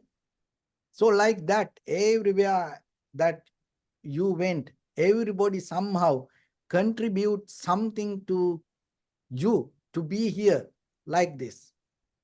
And the garment that you wearing today, the t-shirt, and you didn't make it, it is not a custom made. If you look at this, the back, the inside the collar, then you will see somebody, made somewhere, right? And you don't know who did that. Maybe that person, for a very little money, maybe, and night shift, and doing hard work, make you a garment, and but now today you are wearing it and it make you comfortable, right? That somebody contribute. So then imagine, listen this everybody, okay? It is not you. It is, you can't claim this is my life, I do whatever I want. No, it's not like that. Your parents sacrifice everything to you.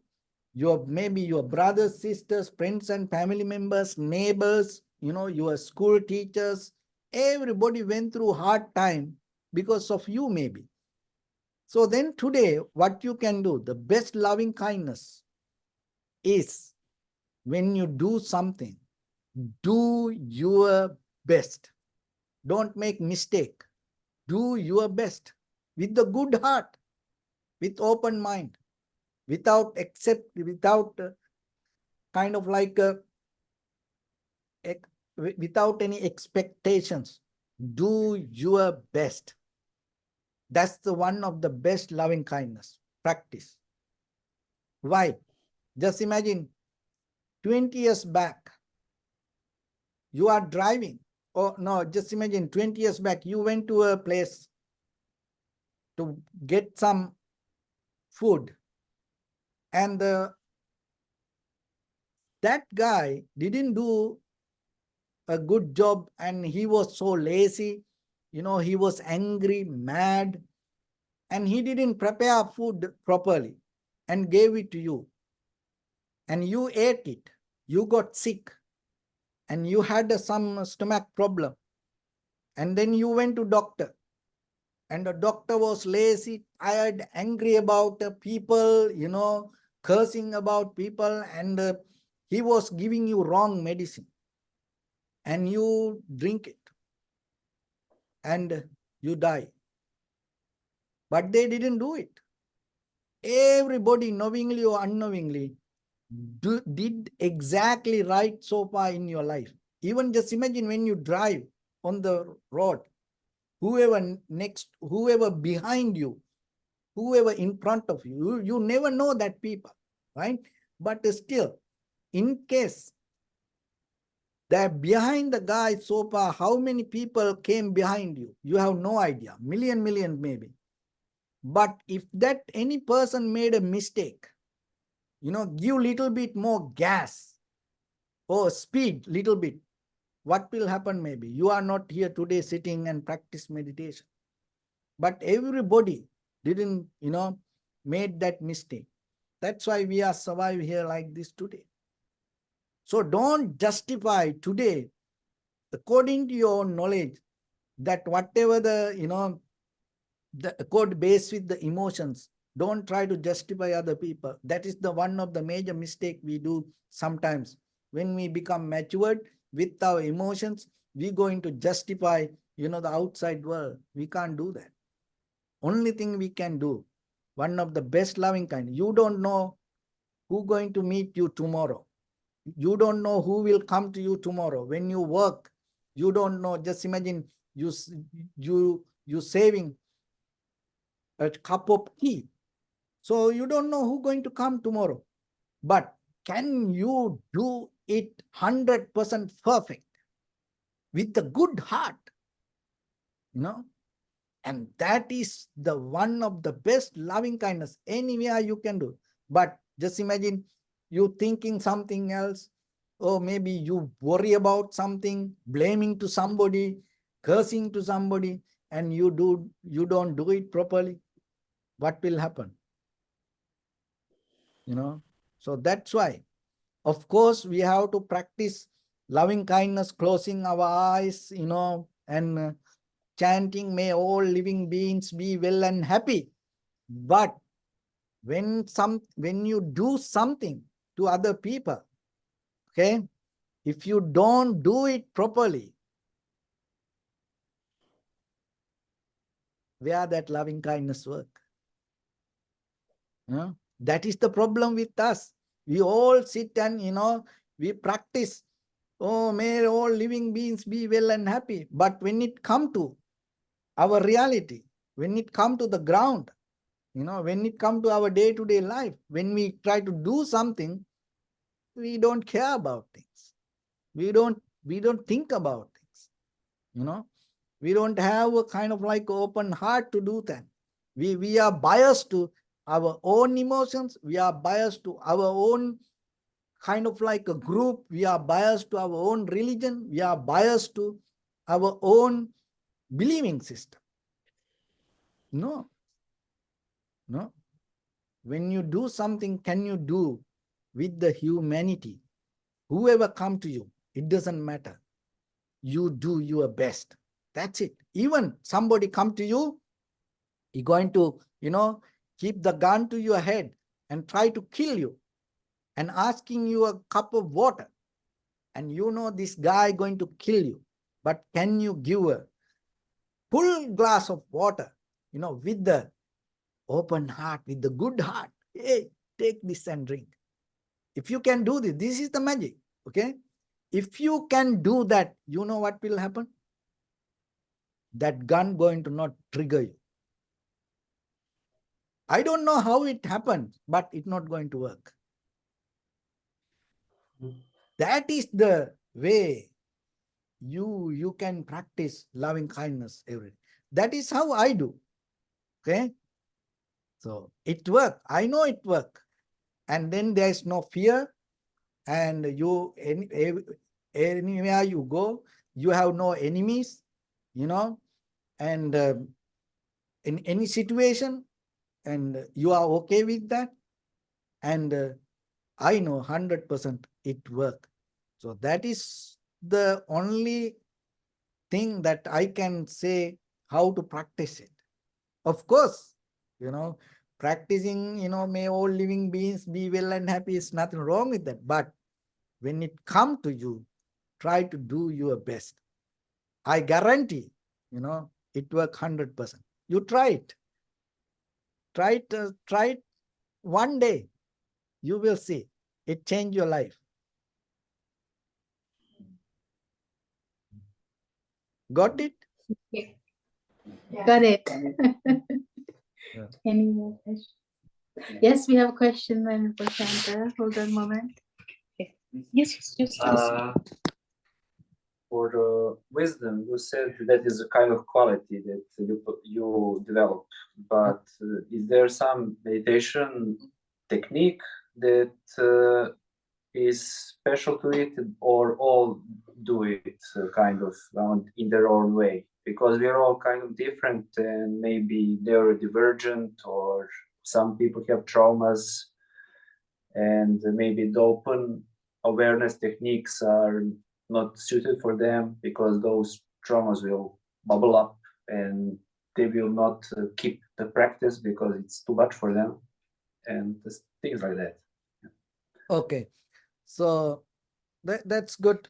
So when it comes to the important thing is, rather than looking for a technique, so what you need to do, try to change the purpose. That's mean change the definition, that your purpose, that why do you want to practice meditation. It's not about get out of this whole, if you really want to look for the truth, if you really want to find the wisdom, with that purpose, start to practice. So then whatever the technique will navigate you, guide you to get into the right technique. Okay. So change the purpose. So the purpose is the key, not the technique. See that as example, I tell you, look at the characters that whoever related to the Buddha, that the people came to Buddha, and the people, the Buddha himself went to some people. It's different people and the different character. They used to practice different things, but they all has the purpose to look for what is truth and what is profitable. So it doesn't matter whatever day-to-day situations we go through, that's why, don't focus to minor things, because our trauma, our pain, our difficulties, those will change by the time. Okay. And when we become, older, situations will change, and our point of view will change, and our environment will change. Maybe different people come to us, and then we are into different things. But the very key point is, if you look for the truth, if you really into the what is the real wisdom, if you have that intention, if you whatever you practice, it will take you to the right point. Okay. But the problem is, sometimes we don't have enough strength to give up that all other things and look real, what is really wisdom. We are mostly biased to ourselves, and wisdom, let do it later. Now let's have this. Look, kind of like that, we compromise. But when it comes, look, you know about the Angulimala? No. You don't know? I think some people know and some don't. Yeah. Okay. So during Buddha's time, he was a murderer. He used to kill a lot of people, but he attained to enlightenment. And the reason is, as a student, he was very honest, and he always into, the determination, and he always into faith and confidence, and he always trusts the goodness. What happened? He was a murderer because of his teacher guide him to, some wrong path. But still, he had that quality. And but Buddha came to the forest and found him. Why? End of the day, it's not as even people, and you and me, you are not going to, be friendly with me because of I shave my head, or my ears like this, my nose like this, or I am wearing a robe, or not like that. We all come together because of our inner qualities. When that inner qualities doesn't work, whoever going to go away. So like that, when it comes to the truth, the beauty is that all these outside situations, it never going to, block or challenge. End of the day, if you look for the truth, it will navigate you through all other situations and take you there. So that's why keep your mind to the highest place. Don't keep it to a lower point. No, you keep to the highest place.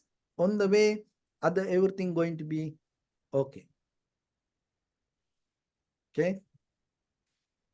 Don't look for, no, don't practice your meditation for this, for little things, for happiness or other things. No, you go for the wisdom, and then it can come through many ways. It can come through a bird, it can come through the wind, it can come through the cloud, it can come through the water, it can come through the enemy. It can come through many ways. But if you look for the truth, otherwise, even it is in front of you, if you don't look for that, you're not going to see it. So that's why always, when you read a book, look for the wisdom. Then just opening the book, you can see this is going to make you an idiot, or this is going to make you a wise person. If you look for the truth, it doesn't matter whatever. Just imagine a very famous person and you are trying to listen to a talk. If you really look for, once you tune to that, if you really look for the wisdom, just by hearing his voice, or just, you can recognize he's not wise.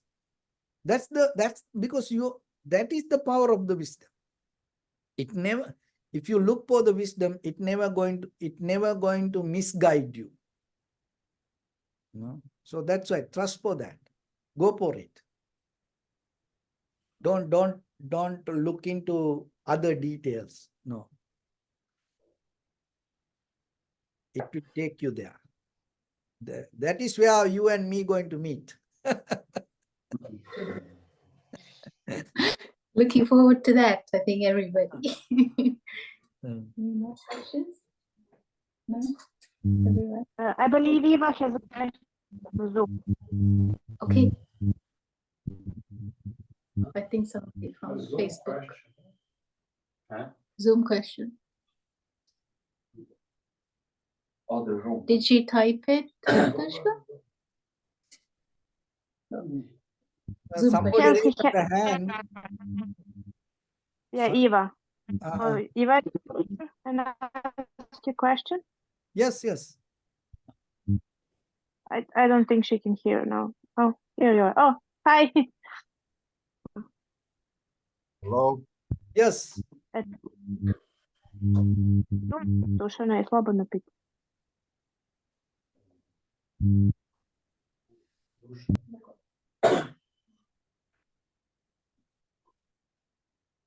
You need to unmute, I think. Yeah. Or type the message.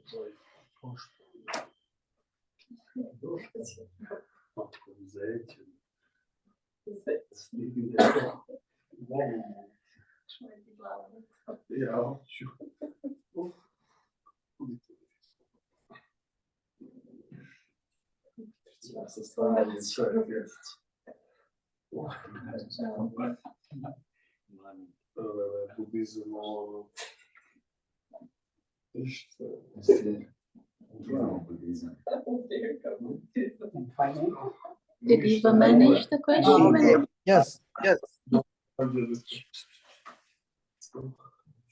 Did you get the question, Venerable? No. No? Dushka, are you there? Da vas čujemo, duše, ne znam da li ste rekli nešto kako uključili. yes. Se čujemo sad? Ah, good. Okay. Hello, good evening, Bante. Thank Yes, you for yes. your teaching. Okay. I just wanted to ask a short question. So basically, you were speaking about doubt as a obstacle to practice. So yes, that's one of the huge obstacles that I experience as well. Of course, I would just like to hear more about your advice how to work with things, like doubt, bitterness, I don't know, things like that. Very, very hard things to overcome that are very heavy to work with, no matter if you're meditating on the cushion or in your everyday life, when you just have moments of strong doubt, moments of strong bitterness, of thinking too much about bad things in the past and things like that. So for me, it's easier to let things go, which are, I can forget about my pleasures or what dinner I will have later when I'm meditating, but some other things, not so easy. So I would like just to hear your advice. Thank you. Okay. Thank you. That's a very good question. Thank you for asking about it. So this is the basic principle. You cannot answer to the doubt with the doubtful mind. So the doubt already, or the whatever the question that already arises from you has a kind of like a history or the past experience.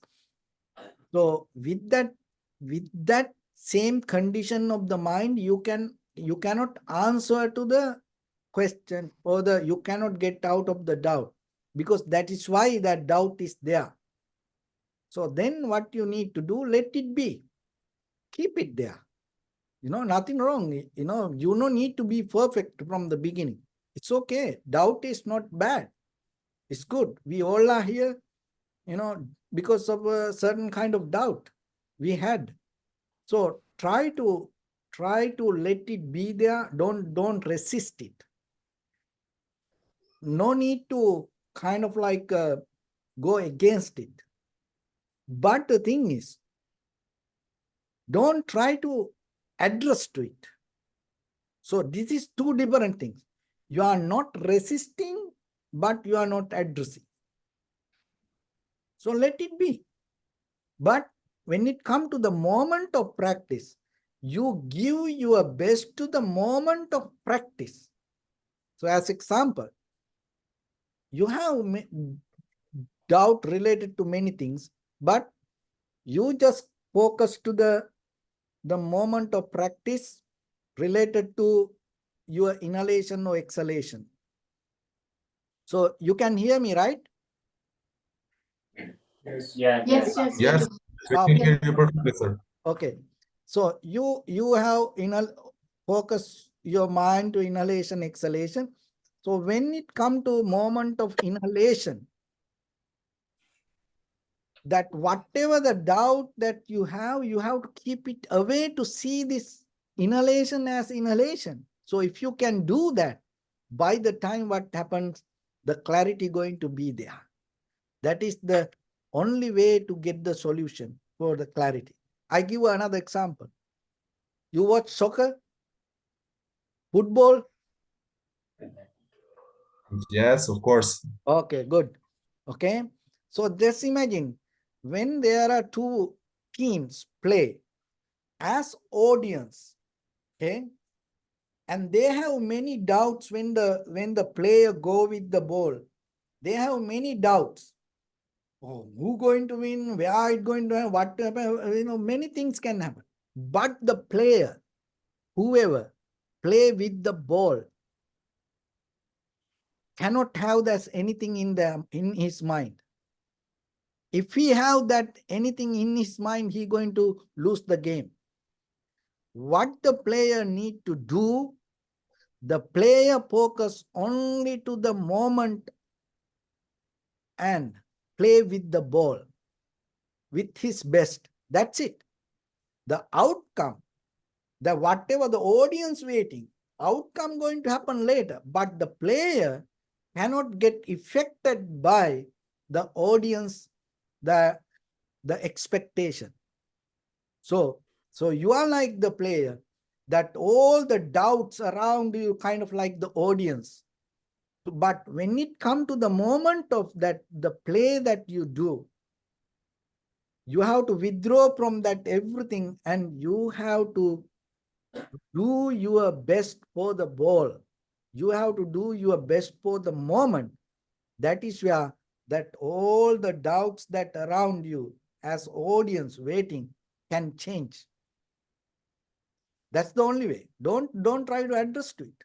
Don't try to address to audience. That means don't try to address to the doubt or the any situation. It doesn't matter because we all are here in the samsara. We all went through the mess. Maybe we all came from the hell and maybe we are in the hell. It is okay. It's not going to be permanent. It's going to change. It's okay. Let it be there. Don't address to it. But in the moment, can you focus your best?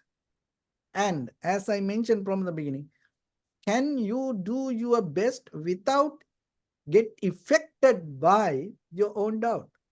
For that's where you have to be conscious. That's where you have to be this effort and mindfulness. Even though whatever happened, you do your best. So as example, another thing, one of the very famous thing with this, the most of the famous people, they make mistakes. Successful people in the conventional level, they make mistakes. But what the ability they have, they are not affected by their own mistake. They are capable to let go it, withdraw from it, and move forward without thinking about the mistake they have done. That is where they're going to become good in the next moment. So like that, doubt the same. Let the doubt be. Doubt is good. It's not bad. When we born, we don't born with all the clarity. No, the doubt is good. And the pain, the pain, the suffering, that also the same. The bad, sadness, worry, disappointment, fear. Why those are bad? No, those are not bad. Those are make us powerful. When it comes to the war, even though it is ugly, war is the place that contribute most of the beautiful things to the world. Okay, so like that, this earth never going to be a pure land any day. Remember that. This earth can be a hell, but this is not going to be a pure land. That is the truth.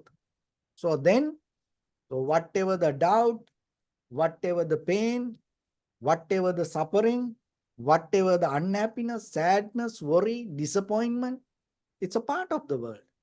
Be immune, be okay with it. But when you try to do something without depending from it, or without compromising with your doubt, or without addressing to your doubt, try to do your best, because your moment is not a kind of like a big space. It's a one millisecond. But in that millisecond, can you do something with very conscious, clear, honest mind? So that is the way that even million years, doubt or the darkness can disappear. You know, like Big Bang, you know, it's according to the nuclear science, it's a very tiny moment, right? Even with this, the clock, we can't calculate that moment the blast happened, that much it's small, but it's opened the entire universe, right? So it doesn't matter how hard, difficult, and sad, worried, disappointed the world or the life or even our past. If you are capable to give your ability, if you are capable to take a conscious decision in the moment with the clear mind, that everything going to become like a big bang, give a openness to new universe. Okay?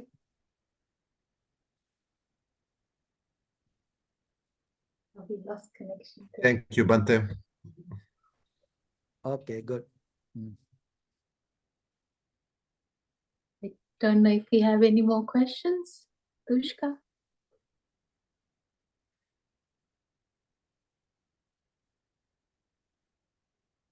No? Everyone's good here too? No more questions, Dushka? One asking, so from Zoom, nobody's raised their hand, so I think No? Okay, I think we're done, yeah? Okay, great. So I think everyone's clear on this side as well. So then Roshanta. Okay, okay. Yes. So thank you so much and for Okay. your time, so much time and effort today you have spent on us to help us and to give guidance to everyone today. So we bless you with this practice we have done throughout this week. We send you blessings for you to have a peaceful life, healthy life, and success in everything that you do. And as gratitude from all of us, we say sadhu 3 times, please. Sadhu, sadhu, sadhu. And especially, I would like to transfer the merits to Sakyadita main Invansi and also all other practitioners. And you all are doing one of the great meritorious act. So I'm really happy that I contribute little bit for your practice, and I wish upon all of you, by the power of this practice, may everyone stay healthy and safe, and may no harm come to you, may no difficulties come to you, may no problems come to you. May you also have the patience, courage, understanding, and determination to meet and overcome inevitable difficulties in your life. And finally, may all of you attain supreme bliss of Nibbana. Ettavatamehi sampadam sampadang sabbe deva numodantu sabbe bhuta numodantu sabbe satta anumodantu sabbha sampatti siddhya. Okay, bless you all. Huh? Thank you. Sadhu, sadhu, sadhu. Bless you, Venerable. Thank you so much.